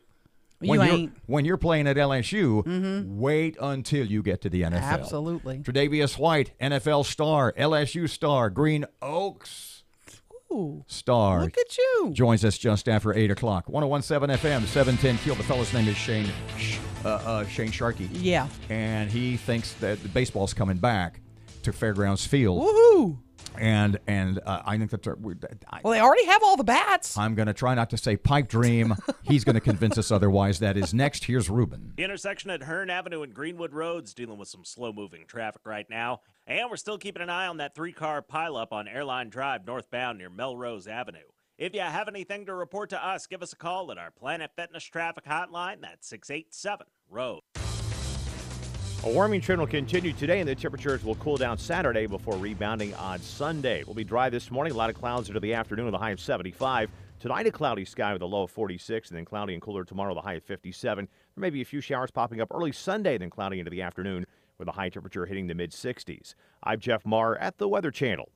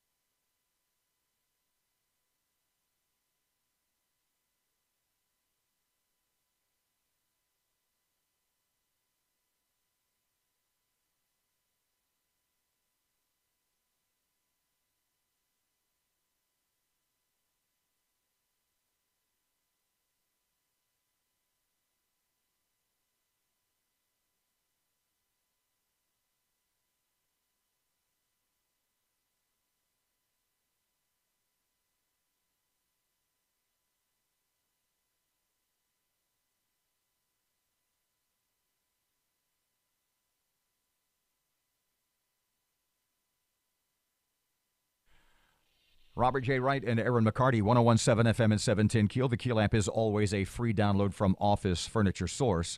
In studio for a little bit is a fellow named Shane Sharkey, a realtor by trade, but also the head of an organization called Play Ball Shreveport. Let's start here. You think that you want to renovate, you want to redo Fairgrounds Field. Yeah, absolutely, because God, and Donald Trump thinks the wall is a long shot. It's not as bad as you think. Explain to me how. Okay, explain to me how it's not as bad as I think. Well, one of the things that initially I did was I got a friend who's a construction supervisor for a large company here, and he's built some of the largest buildings around. And me and him broke into the stadium, got access to the stadium. I'm not hearing any of this. Right. And, you know, we checked it out structurally. It's structurally sound. We know what the problems are with the stadium, and we know how to be able to renovate those things. Problem number one is bats, and they are a protected species. Do I understand that correctly? And do I also understand, look, don't get me wrong, I am a huge baseball fan. Right. That guy right there, Little Parky, an amazingly huge baseball fan. Right. There are people listening right now who would love for baseball in some form to come back to Fairgrounds Field. Correct. But when you see estimates of the number of bats occupying being into six figures, and that there are all these federal laws that say you've practically got to put them all on an air-conditioned U-Haul and tote them out, isn't it? How do you overcome that? Well, first off, you do want to follow the guidelines and suggestions from bat conservative company or organizations. Yeah. So we estimate the population of the bats around 30,000. Yeah. And we've contacted a national company who's certified and authorized to handle this problem. That's where I got my numbers confused. It was like 30,000 bats. Correct. And it would be like $200,000 to get them out. Is that number what you heard? 256,000.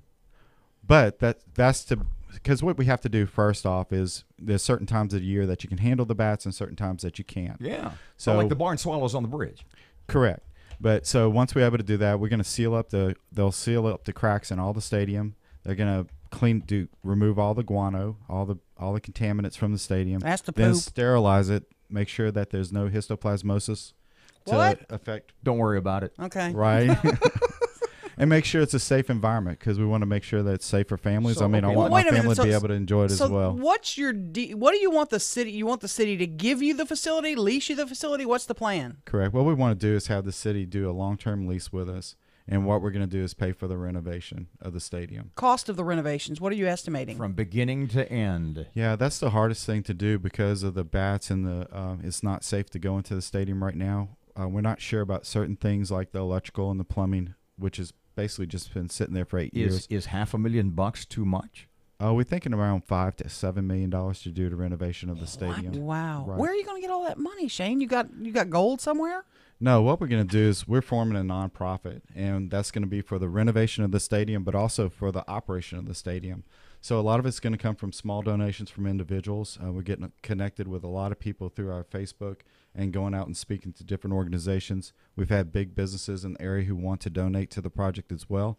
And then by being a nonprofit, we can petition for grant money as well to take care of the stadium. How do you get that money back? You going to charge the teams to play, or what's the goal to make money on it? You're not in this just because you're a great guy, though you are. Well, the biggest thing is like being able to set it up to where it's self-sustaining over time. We want to turf the stadium so that we can use it for baseball, softball, and also for college and college soccer.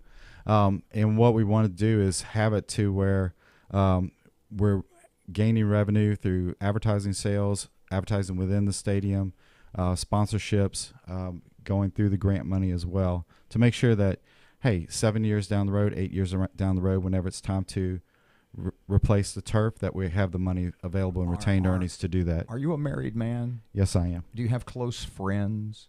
I assume you do. Yes. When your wife or your close friends, when you talk to them about this, do they just look at you and go, have you lost your mind?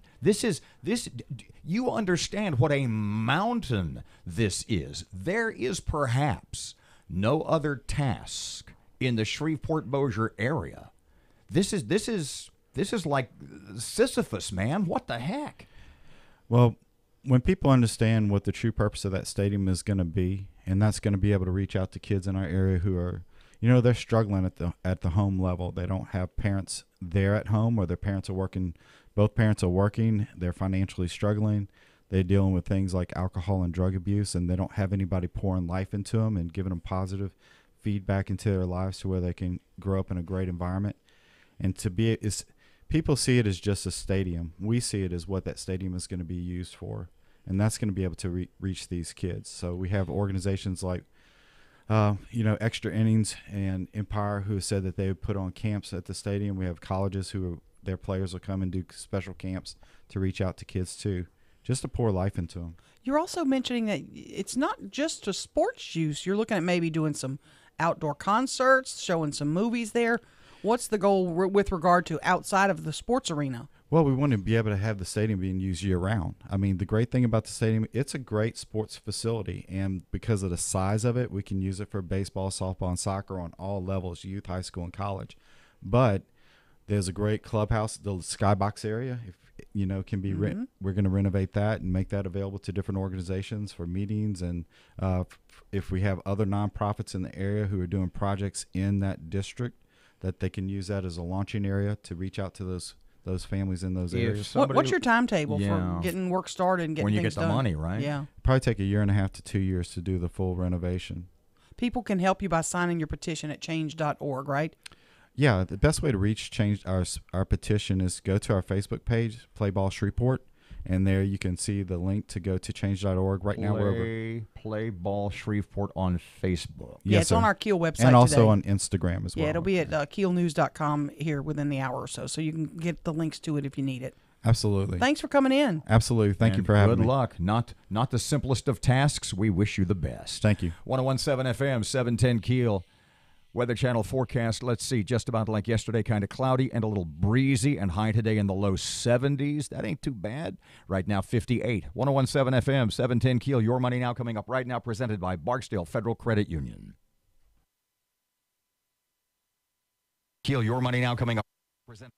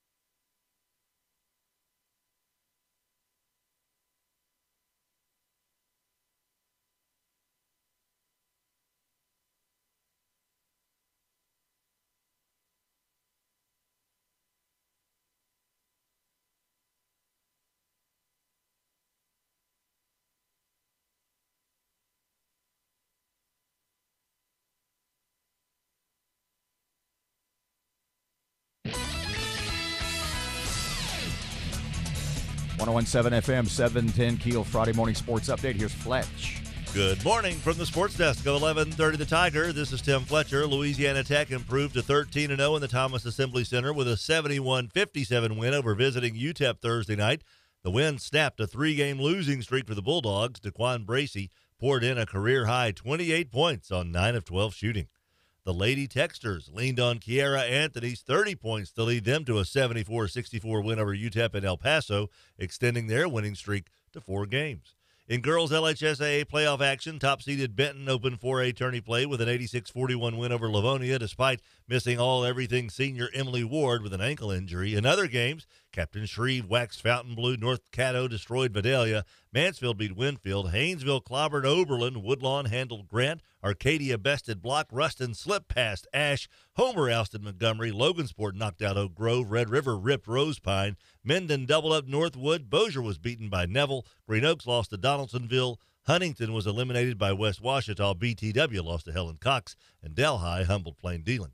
Top-ranked LSU opens the baseball season tonight at 7 against ULM at Alec Box Stadium. Zach Hess will start on the mound for the Tigers. Louisiana Tech opens at Southeastern. Grambling hosts Eastern Kentucky, and Northwestern State is at Houston. And finally, the Mudbugs host division leading Amarillo tonight and tomorrow night in Georges Pond at Hearst Coliseum. The team will sport Mardi Gras-themed jerseys both games on Saturday night. Tre'Davious White will be the grand marshal for a parade inside the arena. From the sports desk of 1130 The Tiger, this is Tim Fletcher.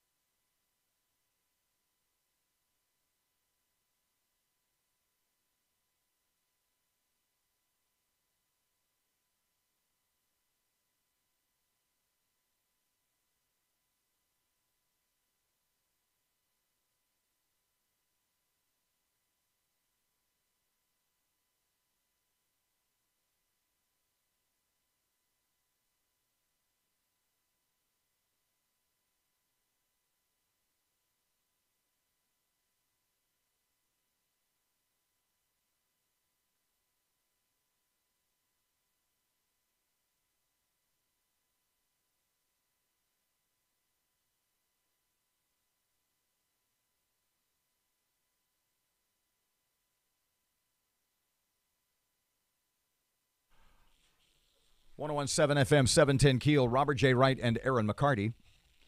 I don't know. We have Tre'Davious White, LSU, Buffalo Bills, Green Acres High School. I did that on purpose. Just after 8 o'clock. It's not Green Acres High School. I know. Who do we have? Who's at 8:40 this morning? We're going to be joined at 8:40 by Eddie Bonine, who is he's the executive director of the Louisiana High School Athletic Association. They are cautioning mom and dad to chill out at sporting events. See, here's the deal. What he, in effect, and they signed on to this nationwide letter. And basically what the letter said was, listen, the problem is people are going damn crazy at high school sporting events. They're getting in fights, you're throwing stuff, you're scaring the officials. Mm-hmm. That's the point I'm making, is that officials, when you talk about veteran officials at the high school level who are used to taking a lot of grief, when you get guys who have refereed games for 10 or 15 years or longer, who love the game, who know the game, and they are getting out. I mean, this is the cream of the crop. That's the problem. Right. And what this letter talks about is how the LHSAA specifically is getting to the point where they don't have enough officials for games. Yes. In any number of sports. Because the number one reason officials say they're leaving they're scared is because they're getting abused. And it ain't worth it. It's not worth whatever. I'm not going to say it's a pittance sum, right. But the point is, whatever they get paid, it's to them not worth the trouble. And we Not are at approaching, all. according to Mr. Beaumine, is a getting to critical stage when it Right. comes being able to staff high school sporting events. And he'll join us at 8:40 this morning. It should be a great conversation. 101.7 FM, 710 Keel, traffic up. No. Here comes Sean Hannity. Your morning espresso starts right here. It's the Sean Hannity Morning Minute. Want another Russian connection? Well, the whole dossier is filled with Russian lies that even our intelligence top officials were peddling to the American people. Lies, distortion, misinformation, propaganda, all Russian lies she paid for. Then it becomes the basis of the FISA warrant to spy on the Trump campaign, and then it's used as, frankly, a roadmap in their minds to bludgeon Trump, which then becomes the insurance policy.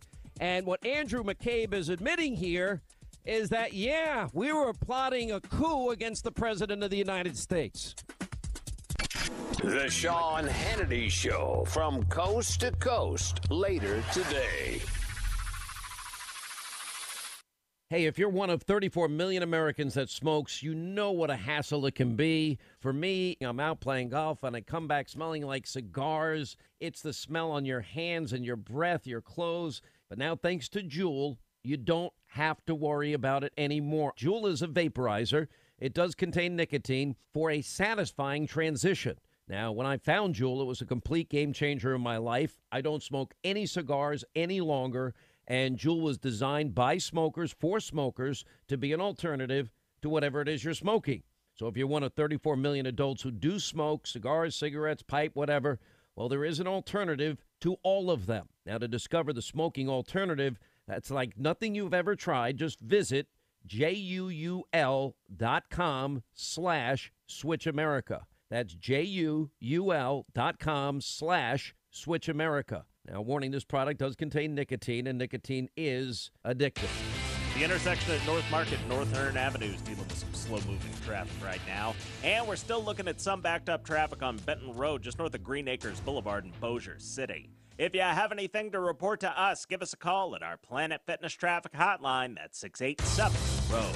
A warming trend will continue today, and the temperatures will cool down Saturday before rebounding on Sunday. It will be dry this morning. A lot of clouds into the afternoon with a high of 75. Tonight, a cloudy sky with a low of 46, and then cloudy and cooler tomorrow, the high of 57. There may be a few showers popping up early Sunday, then cloudy into the afternoon with a high temperature hitting the mid-60s. I'm Jeff Marr at the Weather Channel. Breaking news and trending talk. This is 101.7 FM and 710 KEEL. KEEL, Shreveport.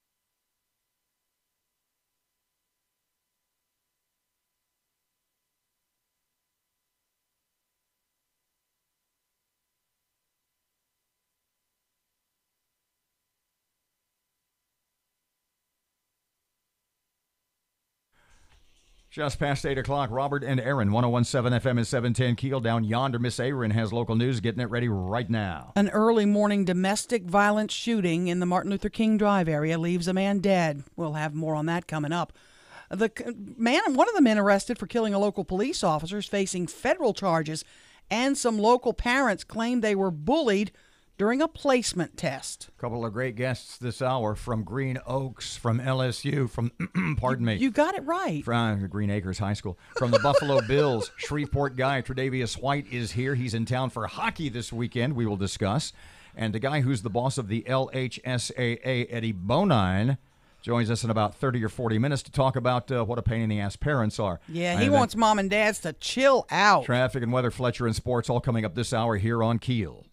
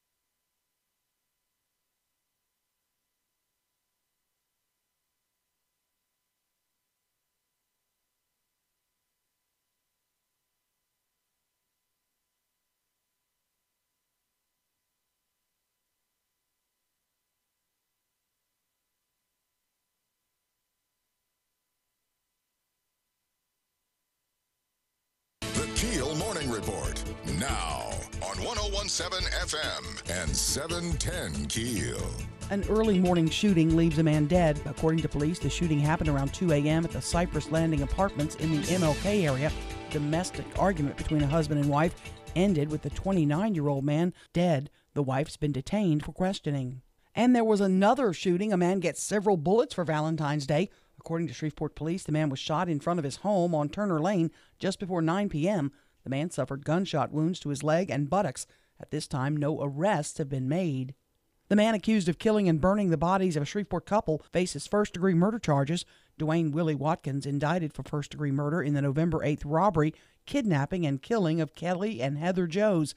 If convicted, Watkins faces life in prison or the death penalty.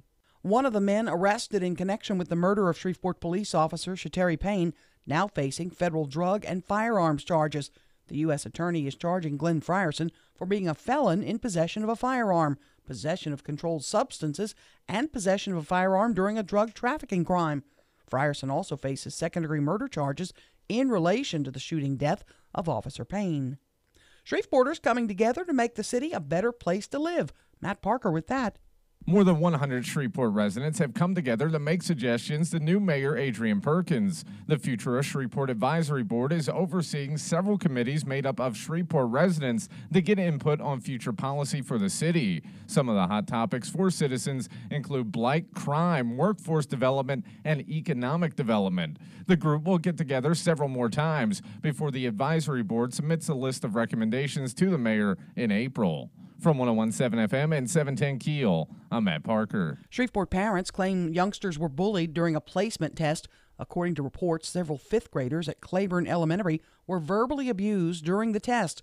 The parents of the kids claimed that the proctors giving that test told the students they wouldn't do well because of the color of their skin. More than 50 parents met with school officials to discuss the situation. A Texas teacher busted for improper relations with a student. Shannon Griffin, an English and theater teacher in Jefferson, has been arrested and charged with having an improper relationship with a 17-year-old. According to the Marion County Sheriff's Department, Griffin's been under investigation for several weeks. Senate Leader Mitch McConnell says the president will declare a state of emergency to get funds to build his wall. Much of the money would come from Army Corps and or FEMA disaster money, a keen concern for hurricane-prone Louisiana. Senator John Kennedy says he's aware that's a possibility. That's a very good point. I mean, that's a fact that you have to look at in terms of where the money's going to come from. Kennedy says he would not vote to oppose the president's state of emergency. LSU says 9 fraternity members have been arrested for hazing-related crimes in a toughened school approach to such incidents after the 2017 death of a pledge during a drinking ritual. The university released a statement saying the men arrested, ranging in ages from 19 to 23, were all members of Delta Kappa Epsilon.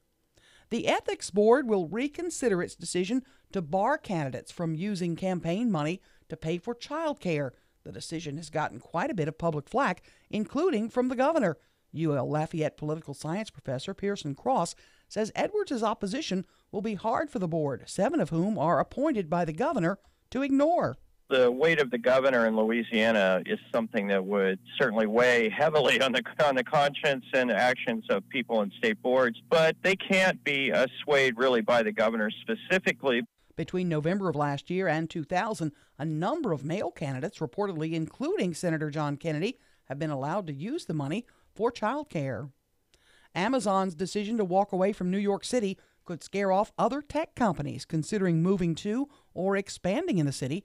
That's according to experts analyzing the e-commerce giant's sudden cancellation of plans to build a massive headquarters in Queens. The decision wipes out 25,000 promised jobs in the city. School officials say 21 students from a middle school near Atlanta have been taken to hospitals after eating candy and snacks on Valentine's Day. I'm Erin McCarty on 101.7 FM and 710 KEEL.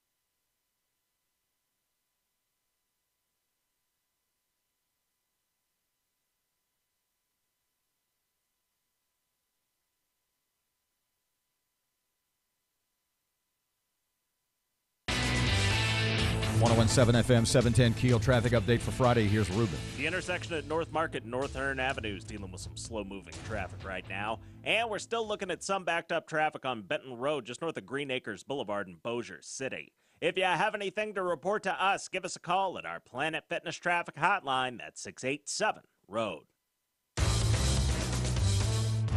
A warming trend will continue today, and the temperatures will cool down Saturday before rebounding on Sunday. We'll be dry this morning. A lot of clouds into the afternoon with a high of 75. Tonight, a cloudy sky with a low of 46, and then cloudy and cooler tomorrow with a high of 57. There may be a few showers popping up early Sunday, then cloudy into the afternoon with a high temperature hitting the mid-60s. I'm Jeff Marr at the Weather Channel.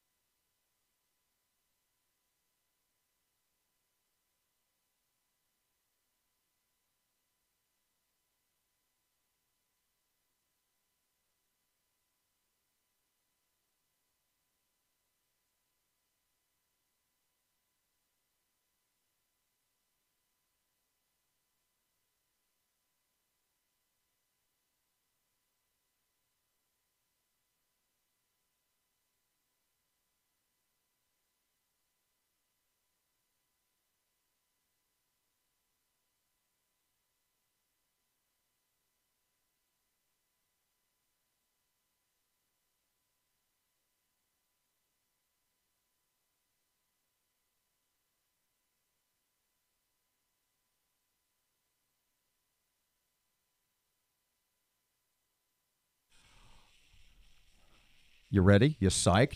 You don't know. I have purple underwear on as usual when we're talking LSU. As soon as you mention purple and or underwear, I tend to move things forward. I know. 101.7 FM, 710 KEEL. Robert J. Wright and Erin McCarty. KEEL app, a free download presented by Office Furniture Source. In studio for a while is Green Oaks grad, LSU guy, And now cornerback for the Buffalo Bills, Tre'Davious White, Shreveport guy. Welcome to KEEL. I'm going to let Erin start asking questions because she's bouncing up and down there. Well, I know some local folks call you Shaq. Is that accurate? Yes. You're not quite as big as Shaq. I'm surprised by how small you are, Do people tell you that? All the time. Usually, I thought you'd be bigger. Yeah. Usually, I'm the smallest. Since I started playing any kind of sports, I usually was the smallest guy on the field. I want people to know that are listening to us, Tre'Davious White is the smartest man in the room. I had no clue until I went and read your background, your history. Valedictorian of your high school.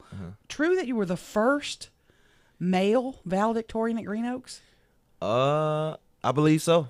Or before I did it, it hadn't been done in years, like probably 10, 15 years. So okay, you have to tell the story of your geography class. Will you tell us that story? I found that so incredible. My coach, he don't like me talking about it. So all going through school, always straight A's, always. So my geography teacher was one of my football coaches. So, I'm going through the motion. I passed most of the tests, passed all the tests with A's, but come report card time, I'm expecting a 4.0 like all the time. I get a B, and back then we was on the 7-point grading scale. So he gave me a 92, so I needed a 93 to have an A. So he gave me a 92 on purpose. Ouch. He just so his coach Christopher Lewis, and he not to name names. To this day, he always texts me. Just remember, I was the one that gave you that B. I just wanted to motivate you to, pretty much. What did you learn from that? Just I can't relax at all, and no stage of life, and he's still on me to this day. He coached at Mansfield High School now, but he still contact me, and we stay in contact day-to-day basis. You made an interesting point. You said, I can't relax. If your family, if your best friends were in here, would they say Trey White is a type A personality who just never lets down? Absolutely. Now, yeah, my best friends to this day, they'll tell you, like, I'm still on the same training regimen that I've been on since high school, since college. Nothing about me has changed. It's just, the situation, that's about it. Your time when you were at LSU, you go from Green Oaks, where, we'll all admit it wasn't a great competitive team. You had limited numbers of kids playing, and you go to LSU, a football powerhouse, we'd like to believe. Yeah. Then you get it. Hush up over there. I'm sorry, was that me? Yes. Was that sarcasm? Yes. No. Here's the point. She is the LSU fan that her heart is broken. Oh. When you lose 2 games a season. Yeah. At the second loss, there is wailing and gnashing of teeth to wax biblical. Yeah. How tough was it to go through the Les Miles coaching change? I mean, you were in the heart of that. Yeah. How tough was that? Oh, it definitely was a tough thing, man. Just, Coach Miles was the coach that recruited me. He offered me my first scholarship. He was the one that sat in my living room telling my mom that he was going to be there 4 years, that I was going to have all these great opportunities just from coming to LSU and being a Louisiana native. So it was a tough deal, but I feel like, with that move, it brought our team closer.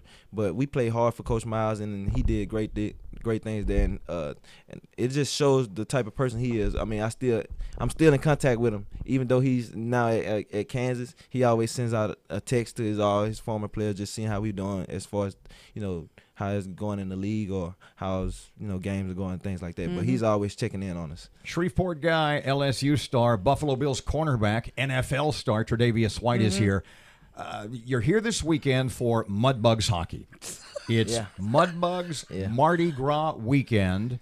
How did you do not play hockey? Tell us your Buffalo story and how you got to be such a hockey fan and how you have come to be known far and wide as the greatest hockey goalie in the history of Louisiana. So yeah,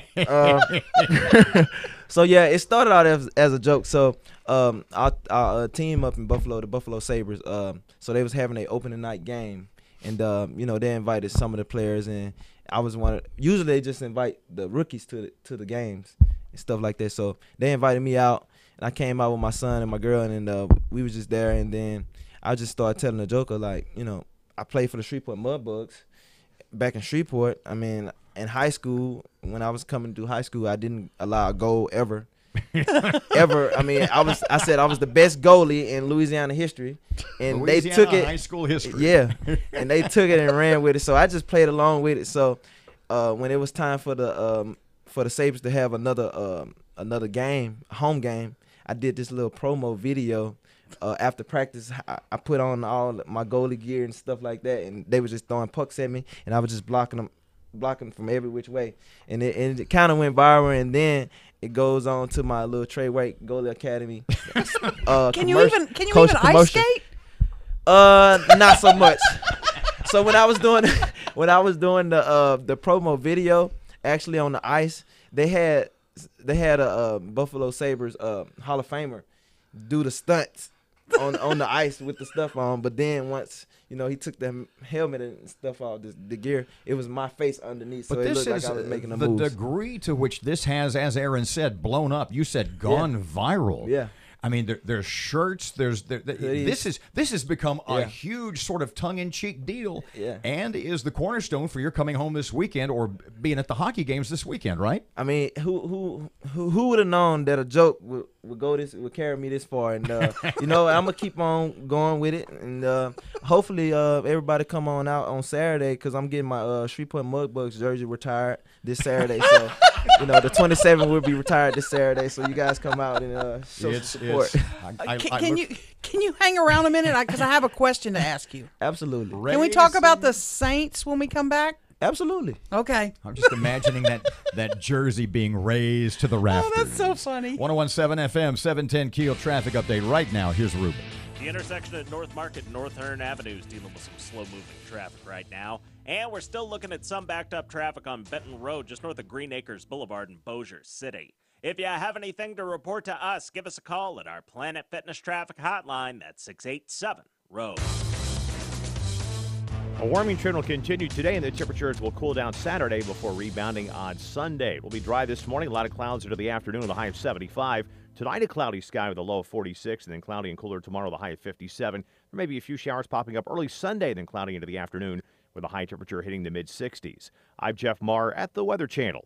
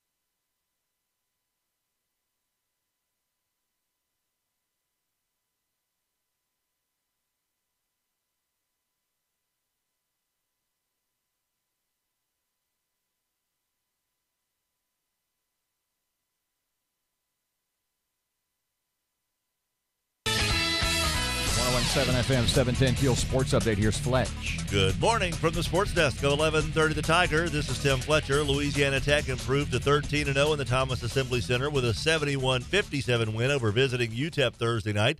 The win snapped a 3-game losing streak for the Bulldogs. Daquan Bracey poured in a career-high 28 points on 9 of 12 shooting.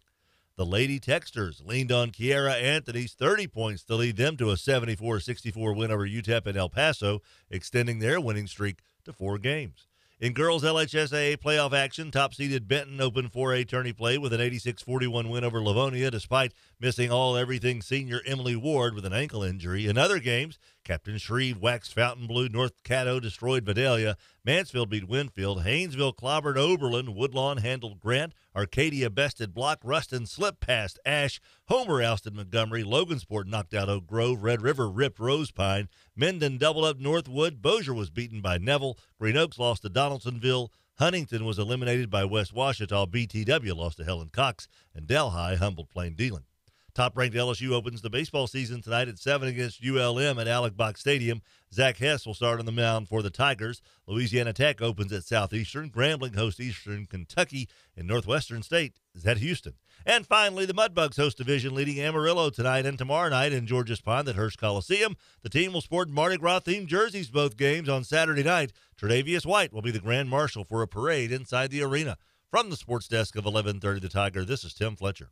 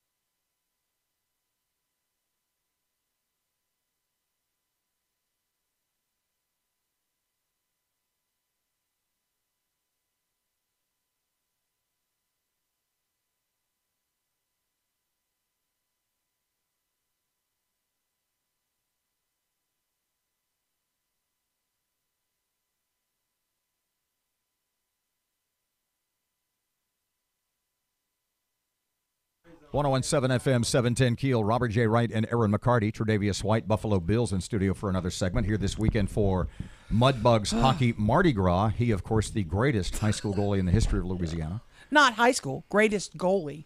Well, hockey you know, goalie. Yeah, you're right. Yeah. He chose football over hockey, and not a lot of people know that. I know. He could have been a high draft pick for the NHL. Saturday night at the Mudbugs game, they're going to retire your jersey based on, have you ever been scored on? I don't think so. No, growing up, Pee-wee, just I've been doing this goalie thing for quite a while. Interestingly enough, it's and somebody told me this, and you can clear this up, is that for a while you were thinking about figure skating in the Olympics, and it really was hockey Olympics, and you decided to go with hockey, right?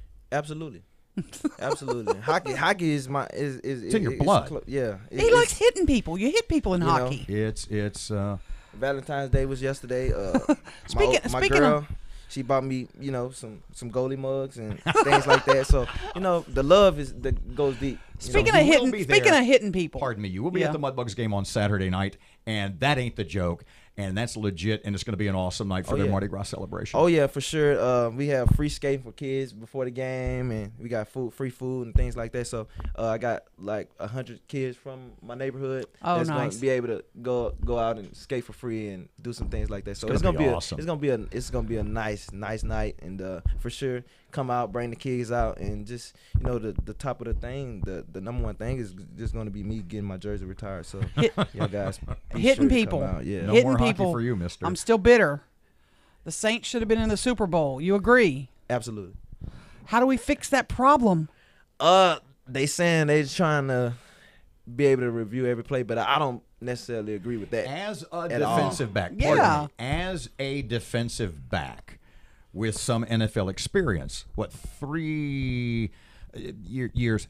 What changes just in the seasons you've spent in the NFL have you seen in how the referees call pass interference, defensive holding in the back, etc.? And that being the case, were you surprised that there was that train wreck in the NFC Championship game? I was definitely surprised because, it's the game right now, how we playing it is catered to the offense. It's so tough to be a defensive player in today's NFL, especially being a defensive back, because you can't touch the receivers. You can't really you can't do anything, and they have the advantage from the start. So if you can kind of halfway play defensive back good in the NFL, they're gonna keep you around for a long time because they know how tough and how hard it is to try to guard a guy without even putting your hands when on. You look back at the old film from maybe the 70s or 80s, and you see guys like Hall of Famer of the Raiders, Lester Hayes, who were mugging guys. When you look at how the rules have changed, what do you think when you look back maybe 20 or 25 years and think what must it have been like to play in 1980? Also, they were clotheslining people too. And they didn't have the technology that we have now. So, and then now people want to see 45 to 50. They want to see NBA scores on the NFL field. that what excites fans. And I kind of get in my feelings about when I was watching the Super Bowl, everybody was like, oh, it was boring. I was like, no, that's defensive football. I love that. I love to see defensive football. Could you know who Darrelle Revis is? What was it, Revis Island? Could somebody who was that shutdown corner with today's rules, like Darrelle Revis or Dion or any of those guys who are Hall of Fame defensive backs, with today's rules, could they be as dominant a player as they were in their day? Absolutely. I feel like because Revis, he played in the era where you still couldn't touch, but when you have the reputation that he had, they tend to let you get away with things now. They tend to let you get away. Have you reached that status in the league? Not yet. Hopefully, with a couple more years, I want to reach it, because guys like Patrick Peterson, he has that. Who else? Jalen Ramsey now, he has that where he can get away with things that just typical corners can't get away with. But I'm on my way to that, being in that and being on that stage and that elite status. Yeah, for sure. Tre'Davious White is in studio with us. Let me ask you a question that I don't know if you've thought about recently. What happens to Tre'Davious White when football's over? What is your plan? Are you a Shreveport guy? You're coming back, starting a business, going into politics? I'm just gonna be completely honest right now. I haven't thought about it, but the first thing that came in my mind once, when I started thinking about it, was just like, hopefully God bless me to, make enough money to where, I can just relax, sit on my porch, smoke a cigar, and watch my son play around a little bit or something like that. But as far as like just being, as far as like reaching out in business, I haven't thought about it yet, but. That's something that's going to definitely. How old are you? 26? 24. 24? So you got plenty of time. Halfway to 48. Oh, my God. But you'll always consider Shreveport home. Absolutely. Absolutely. I mean, I'm in the process of buying a home in Frisco, Texas, so I'll be close. So I can always come back. And you've got a lot of family here. Yeah, absolutely. All my family stays here. We got about 30 seconds. You got anything else, or you just want to run down the info for this weekend? Yeah, let's talk about this weekend, because folks want to see you on the ice. I know. Yeah, for sure. Who wouldn't want to see the best? This is my first time coming back since, since awesome. Yeah, man. I mean, this jersey retirement is getting me emotional because I worked so hard. When's the Mardi Gras parade? When's that parade? That's tonight. Tonight, okay. The parade is tonight around the arena, around George's Pond at Hirsch Coliseum. But you'll be here tomorrow night at the game, right? Yeah. And you'll be at the game tomorrow night. The parade is tomorrow night, actually. Oh, is it? Oh, yeah, okay. It's tomorrow night. Okay. And you'll be out there on the ice in the middle of it. For sure. And I'm dropping the first puck of the game. Wow. It's gonna be great, man. Try not to get Don't in the fight. fall on Make your sure butt. y'all come out and see me get my jersey retired. Right. I'm a Shreveport native. Y'all support y'all own, please. Mudbugs hockey tonight and tomorrow night at George's Pond at Hirsch Coliseum. Games 7-11 both nights against Amarillo. Let me finish how we started. The smartest man in the room, Tre'Davious White, graduated with a 4.3 GPA.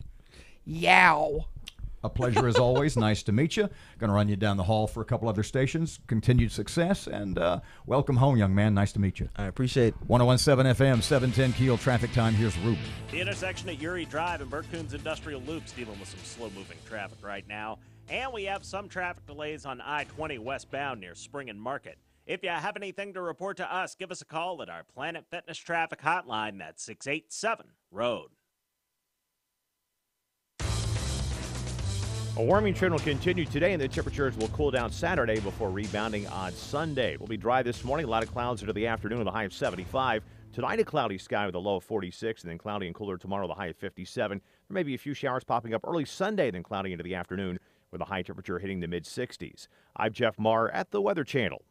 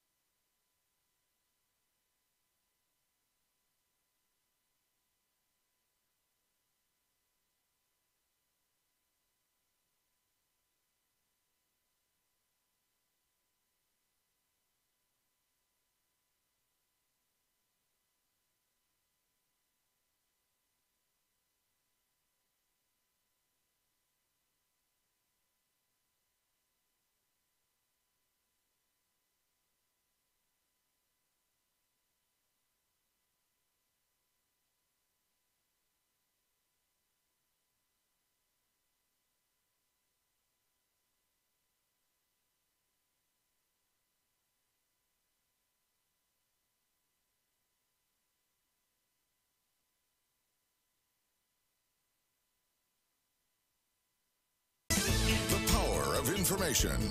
KEEL News now. A man is dead after a domestic shooting in the Martin Luther King Drive area. It happened around 2 a.m. at the Cypress Landing Apartments. 29-year-old man is killed. The wife has been detained for questioning. A man gets several bullets for Valentine's Day. According to police, the man was shot in front of his home on Turner Lane just before 9 p.m. The man suffered gunshot wounds to his leg and buttocks. No arrests have been made. Shreveport parents claim kids were bullied during placement tests. According to reports, several fifth graders at Claiborne were verbally abused during a middle school placement test. The parents claim the proctors giving the test told students they wouldn't do well because of the color of their skin.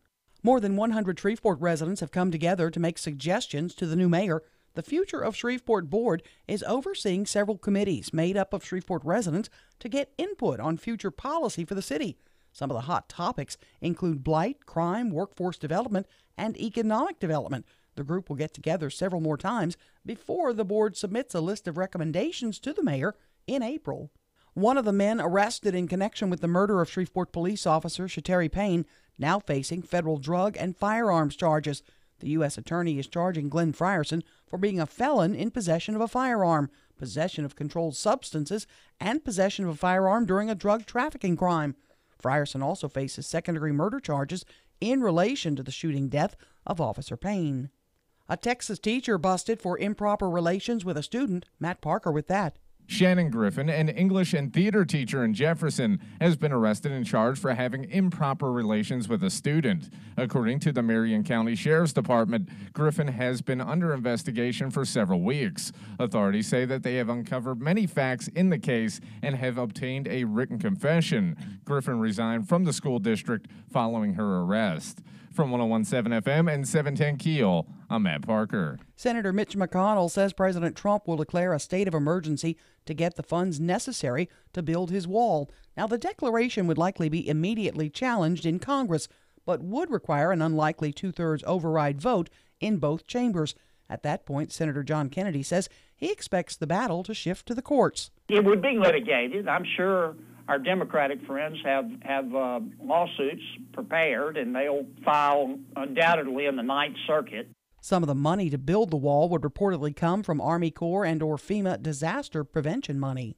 The arrest of 9 fraternity members at LSU over allegations of hazing comes after the passage of the Maxwell-Groover Act that was put in place to combat the activity by handing out harsher punishments. East Baton Rouge DA Hiller Moore credits the act for the allegations coming to light. I really think it played a substantial role in having the national chapter of this fraternity, once they learned about the allegations, to immediately come in and report it to the LSU Police Department. Moore believes the national fraternities are now taking quicker action because of the act. Former Calvary and LSU football star Greedy Williams, who's likely headed to the pros, spent his Valentine's Day at Shriners Hospital giving out teddy bears to the patients there. I'm Erin McCarty on 101.7 FM and 710 KEEL.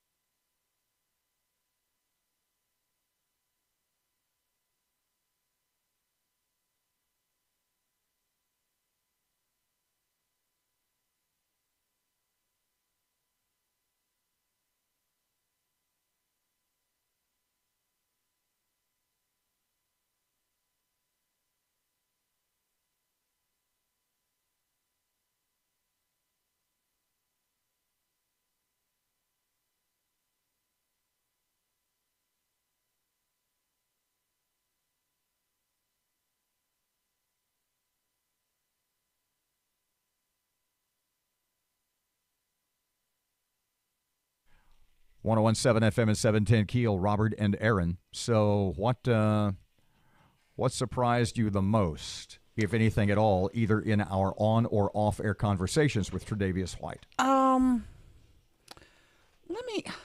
Surprising. I thought I'm glad he's a Saints fan. I was glad to hear that. Yeah, I wasn't said sure. I grew up a Saints fan. Yeah, because in Shreveport you have Saints or Cowboys. It's kind of divided. And He said his most of his family's family is divided. Cowboys Yeah, fans. yeah. What surprised me was he said, because I said, talk about playing from week to week with pain. I said, was it harder? And I assumed he would say playing in the NFL. I said, how does that on a? You read all the time. Players are constantly injured. Even when you're healthy, something hurts. And I said, what's the difference? How much more does it hurt to play week to week in the NFL as opposed to playing week to week in college? And I assumed he would say, I don't know, a little bit, a lot. And he said, no, it was harder in college. Mm-hmm. I said, what the hell are you talking about? This was off the air. I said, what do you mean? He said, in college, you still have full physical contact practices. He said, especially with, quote, his term, an old school coach like Les Miles, that you could tell he had great affection for. Right. Oh, absolutely. But he said, playing with an old school coach like Les Miles, you have full pads on 3 and 4 days a week. He said, there's virtually no time at the college level to recover. Yeah, you're he says pounding in the it. Yeah. NFL, he says in the NFL, he says it's all about recovery and being at your peak on game days. And in fact, once the season gets going, there's very little full contact work. Maybe once, maybe one full day and one short day a week. I was surprised to hear that. Right. 101.7 FM, 710 Keel. The gentleman's name is Eddie Bonine. He is executive director of the Louisiana High School Athletic Association. An interesting letter he signed on to, basically saying, listen, y'all are getting crazy out there. If you're in the stands at high school sporting events, you got to settle down because we may not have enough officials and games. We may have to reduce the schedule at any number of levels. You bet. He is standing by, and we will talk to Mr. Bonine in just a couple of seconds. 101.7 FM, 710 Keel traffic time now. Here's Ruben. The intersection at North Market and North Hearn Avenue is dealing with some slow-moving traffic right now. And we're still looking at some backed-up traffic on Benton Road, just north of Green Acres Boulevard in Bossier City. If you have anything to report to us, give us a call at our Planet Fitness Traffic Hotline. That's 687-ROAD. A warming trend will continue today, and the temperatures will cool down Saturday before rebounding on Sunday. It will be dry this morning. A lot of clouds into the afternoon with a high of 75. Tonight, a cloudy sky with a low of 46, and then cloudy and cooler tomorrow with a high of 57. There may be a few showers popping up early Sunday, then cloudy into the afternoon with a high temperature hitting the mid-60s. I'm Jeff Marr at the Weather Channel.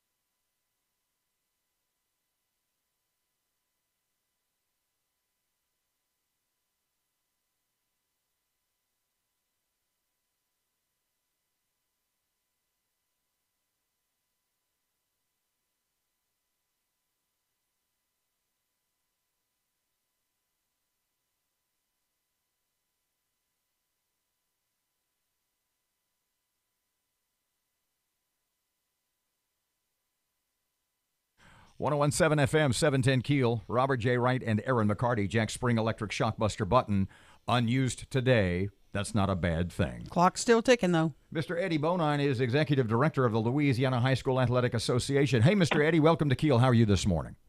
I'm doing fine, Robert, Erin. Appreciate you having us on. How's everything up there? Oh, we're good, Eddie. The letter that went out this week, kind of says, "Mom and Dad, you need to chill out." Accurate? Yes, man. That's the gist of it. Could be mom, dad, aunt, uncle. It's just the fans in general. I know that the principals of the schools are able to do the best they can and keep control of the student sections, which they've done. I want to commend all of them. They've done a great job with the student sections, but this is also the adults in the building, and it makes it difficult when we have a situation that we've had recently. Explain to everybody the gist of the problem. The basis, the genesis of this letter is official abuse of officials, to the point that not only is it hard to hire new ones, but you're losing some good ones along the way. They just don't want to take the crap anymore. Pardon me, but that's true, right? It is, and I tell you this, we over the course of the past, I'm going to say year and a half, the NFHS, which is the acronym for the National Federation of State High Schools, which is the governing body of all the state associations across the United States, like the LHSAA, we've been working collaboratively with them in trying to do a push for recruitment of more officials.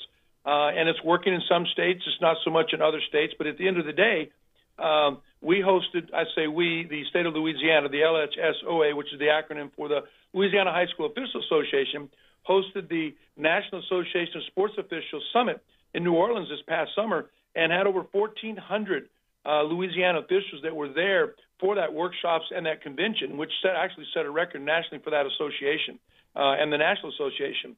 And we're trying to do the best we can in our state to not only attain but maintain and retain the officials that we have. We've implemented a program called Zoom, which has given us an evaluative process for the officials, and to assure that we're getting the best officials we can. But back to your point, Robert, is that now we're in the point where if you read the body of that letter that went out in cooperation with the executive director of the National Federation, Ms. Carissa Niehoff, that we're losing people, and we don't have young ones coming in. We're not able to pass the torch. And some of the better officials, older officials, if you will, been doing it for a while, thick-skinned, have decided, you know what, I'm not going to do it anymore. And people understand. Your listeners need to understand as well. This isn't their full-time job. They all got day jobs. Yeah, this is a vocation that they've chosen to do. They love the sport. They get a game fee for doing it, but believe me, it's not paying all the bills. And they just enjoy doing it. But it's got to the point where they've got to make a decision, and now we're in a position where, we're short officials. We may end up not having enough officials.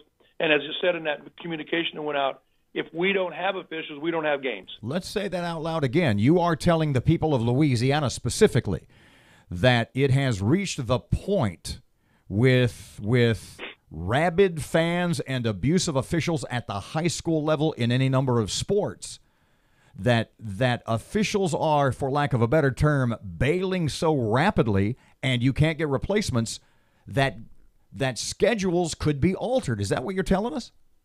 Well, what I'm trying to say, I wouldn't say they're bailing rapidly because they're proud of what they do. And if you read the quote that I put in there, I've said that for many years. Officials are expected to be perfect when they show up and officiate the game, and then they're supposed to get better as the game goes on. They're not perfect. There's going to be calls. We have three. We're going to use basketball because that's what we're in right now. Basketball, for an example, where we work a three-person crew. And that is more about the non-calls are the ones that become an issue more than the actual calls themselves. But to your point, Robin, Erin, and bottom line is that we have people that are telling us, you know what, we're not going to do this anymore. And for whatever reasons, and one of them is the fact that we had an assault on an official at the early part of this month. We had 19 students were disqualified for involvement of a bench clearing at the end of January. We had another fight that ensued where not only officials were not involved but were trying to help, but we had over 6 police officers in the building. We had our most recent fight, in which we're going to have a hearing today in this office in the New Orleans area, where they ended up having to roll 13 police cars to the school site. Eddie, is this a problem for Louisiana or nationwide? And how do you stop it? Well, for example, in one of the instances we had here in southern Louisiana, the principal has chosen to play the games without fans. Wow. The last three remaining games of the season. And, of course, those athletic departments depend on the gates, $5 fee to get in to watch a game or $7, whatever the fee might be. It's nationwide, but right now, as your executive director, Louisiana's under the microscope. We because of social media and people taking videos and shooting them out there, in fact, that's how I found out about it Thursday, the night we had the most recent incident. My director of officials, Mr. Lee Sanders, contacted me and said, "Boss, we had another incident. Here's what happened," and it's all over social media. So that's this day and age of instant. I see what's going on. It's now put us in a position where we've got to stop it. And Erin, to you, we have to put a stop to it. And I think in this case that administrators are doing the best they can. But in the grand scheme of things, everybody needs to know that if this happens, there is going to be a consequence. And if it has to come from this office, I am not afraid to take that consequence to ensure that when you go to a facility in your hometown, your community, or one of our state venues, you don't have to worry about, as a player or a coach or an official, that if a ruckus does start on the floor between athletes, we have people in charge that can take care of that. But we can't stop a rush of fans running onto the floor and everybody starts swinging. I don't care how many police officers you have in the building, it's not going to get resolved that way. What kind of penalties you talking about? Well, and in some of these cases, my second year here, if you may or may not remember, we had a bench brawl in a semifinal football game. Those two schools were not allowed to go to the Superdome, and we brought in another school to go to the Superdome, banning from postseason. So, pardon me, you're talking basically, you're talking about death penalty. Well, for at least that season, yes, sir. They're not banned. We're not removing them forever from postseason, but in some cases we're talking fines by our regulations, and I do this by the book, depending upon the severity, from $1,000 to $5,000 not to exceed, removed from postseason participation, putting that particular athletic department sport, in this case basketball, on restricted probation, which could mean a 2-year postseason ban. I have a lot of opportunities to do so. I am a progressive discipline guy, but we got to put a stop to it, Robert and Erin. We can't continue to do this, and I think that was the piece that came out. It came out in a timely fashion to help Louisiana. But the message is we can't do this. High school sports is not about this. And at the end of the day, as it says in that last paragraph, that if we don't have officials and we can't continue to participate, which instills that sense of pride in school, community, teaching lifelong lessons, teamwork, discipline, facilitating physical and emotional development, which is what high school sports are supposed to be about. We can't do it if we don't have officials. And as it states in that last paragraph, that L ends up being a loss for everybody, not just in the loss column, wins and losses when the game is completed. Eddie Bonine, LHSAA Executive Director. Thanks for your time, sir. Thank you for the call. Anytime you need to go and get a hold of us, you know how to do it. You bet. Thanks, sir. 101.7 FM, 710 Keel traffic update now. Here's Ruben. The intersection at North Market and North Hearn Avenue is dealing with some slow-moving traffic right now. And we're still looking at some backed-up traffic on Benton Road, just north of Green Acres Boulevard in Bossier City. If you have anything to report to us, give us a call at our Planet Fitness Traffic Hotline. That's 687-ROAD. A warming trend will continue today, and the temperatures will cool down Saturday before rebounding on Sunday. We'll be dry this morning. A lot of clouds into the afternoon with a high of 75. Tonight, a cloudy sky with a low of 46, and then cloudy and cooler tomorrow with a high of 57. There may be a few showers popping up early Sunday, then cloudy into the afternoon with a high temperature hitting the mid-60s. I'm Jeff Marr at the Weather Channel.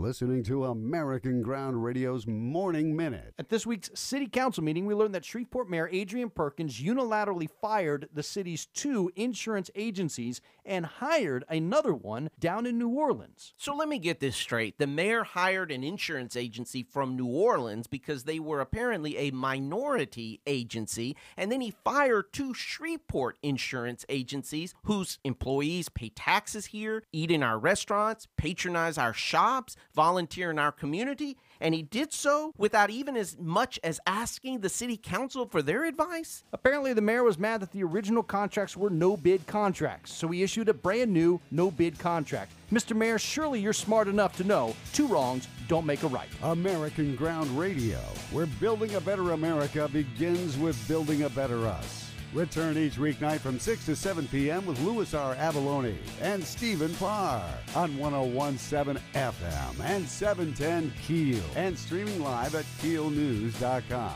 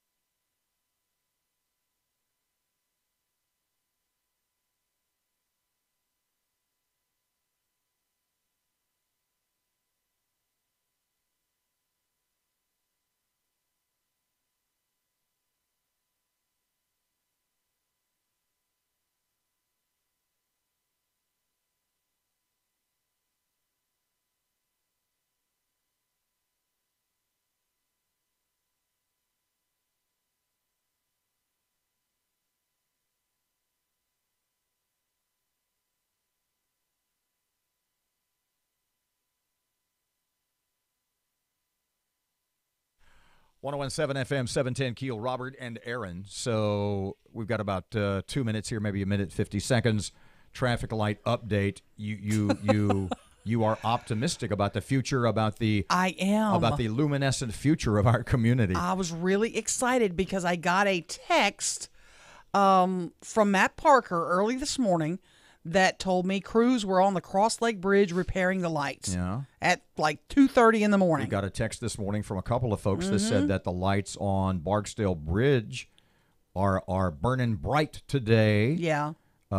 Still some outages, but overall, you're very encouraged. You're very on my drive in. I saw the lights on the Spring Street Viaduct going into downtown were all back on. What? They'd been off for a few months, I guess. Went into downtown just because I had to go that way to check it, and then got back on I-20. And there's still some out on I-20 going west between Spring and I-49. There's a stretch there that's still dark. But the vast majority of the ones that I was griping about are now back on. I'm excited. Shreveport Security Systems text line, 318-392-1884. I mentioned that. I don't have that specific text in front of me, but the point it made was, wow, if they can get replaced and turned back on in a couple or 3 days, how difficult a job could it be to maintain them? Yes, exactly. I've gotten a lot of calls and questions, by the way, about the different topic, Robert, about the Shreveport insurance change. And I've been doing a lot of work behind the scenes on that. I'm not quite ready with it. You mentioned that to me literally more than a week ago. Yeah, I've been working on that a while. And it's been mentioned on a couple of other shows, this, that, or the other thing, but you... I need my ducks in a row before I get, and talk about it in detail. I want to know what I'm talking about. Erin McCarty, fair to say Erin McCarty would rather not speculate. Not yet, but I think Monday we will be ready to go. 101.7 FM, 710 KEEL, back Monday morning, 6 till 9. Robert J. Wright, Erin McCarty. 101.7 FM, 710 KEEL. Here's Kim Commando. Put yourself in this situation. You go to wake up your child for school, and they're gone. You can't find them anywhere. It's another viral challenge that kids are doing for 15 minutes of social media fame. Kim Commando with your Friday Consumer Tech Update, brought to you by SimpliSafe, the most innovative and comprehensive wireless protection for your home. Order yours at simplysafekim.com. Here's something to talk to your kids about. Don't even think about trying the 48-hour challenge. This social media trend encourages children to go missing and stay missing for 48 hours. The purpose? It's all done so the child's photo will show up multiple times on Instagram, Twitter, Snap, and Facebook. Now, think about the sheer panic of not being able to find your child, plus the resources police and others put into searching for a child. When they're tied up, it takes away from responding to real emergencies. Here's a challenge. People need to stop coming up and spreading these dumb social media challenges. I'm Kim Commando. The world is full of sounds that warn you about danger. Like if you get a little close to a rattlesnake, you'll hear a rattle. But what about in the digital world? If your personal information is in danger, there's no rattling sound to let you know you might be in trouble. Good thing LifeLock has added the power of Norton Security to see more cyber threats. Whether it's potential threats to your identity, like your personal information for sale on the dark web, or threats to your devices like malware or emerging viruses. And if you have a problem, their agents will work to fix it. Of course, no one can stop every cyber threat or prevent all identity theft or monitor all transactions at all businesses. But LifeLock with Norton can detect a wide range of threats that could sneak up on you. Join now and get an extra 10% off your first year. Just go to LifeLock.com or call 1-800-LifeLock and enter promo code KIM. That's promo code KIM for 10% off. That's LifeLock.com, promo code KIM. The intersection at Uri Drive and Mercoons Industrial Loop's dealing with some slow-moving traffic right now. And we have some traffic delays on I-20 westbound near Spring and Market. If you have anything to report to us, give us a call at our Planet Fitness Traffic Hotline. That's 687-ROAD.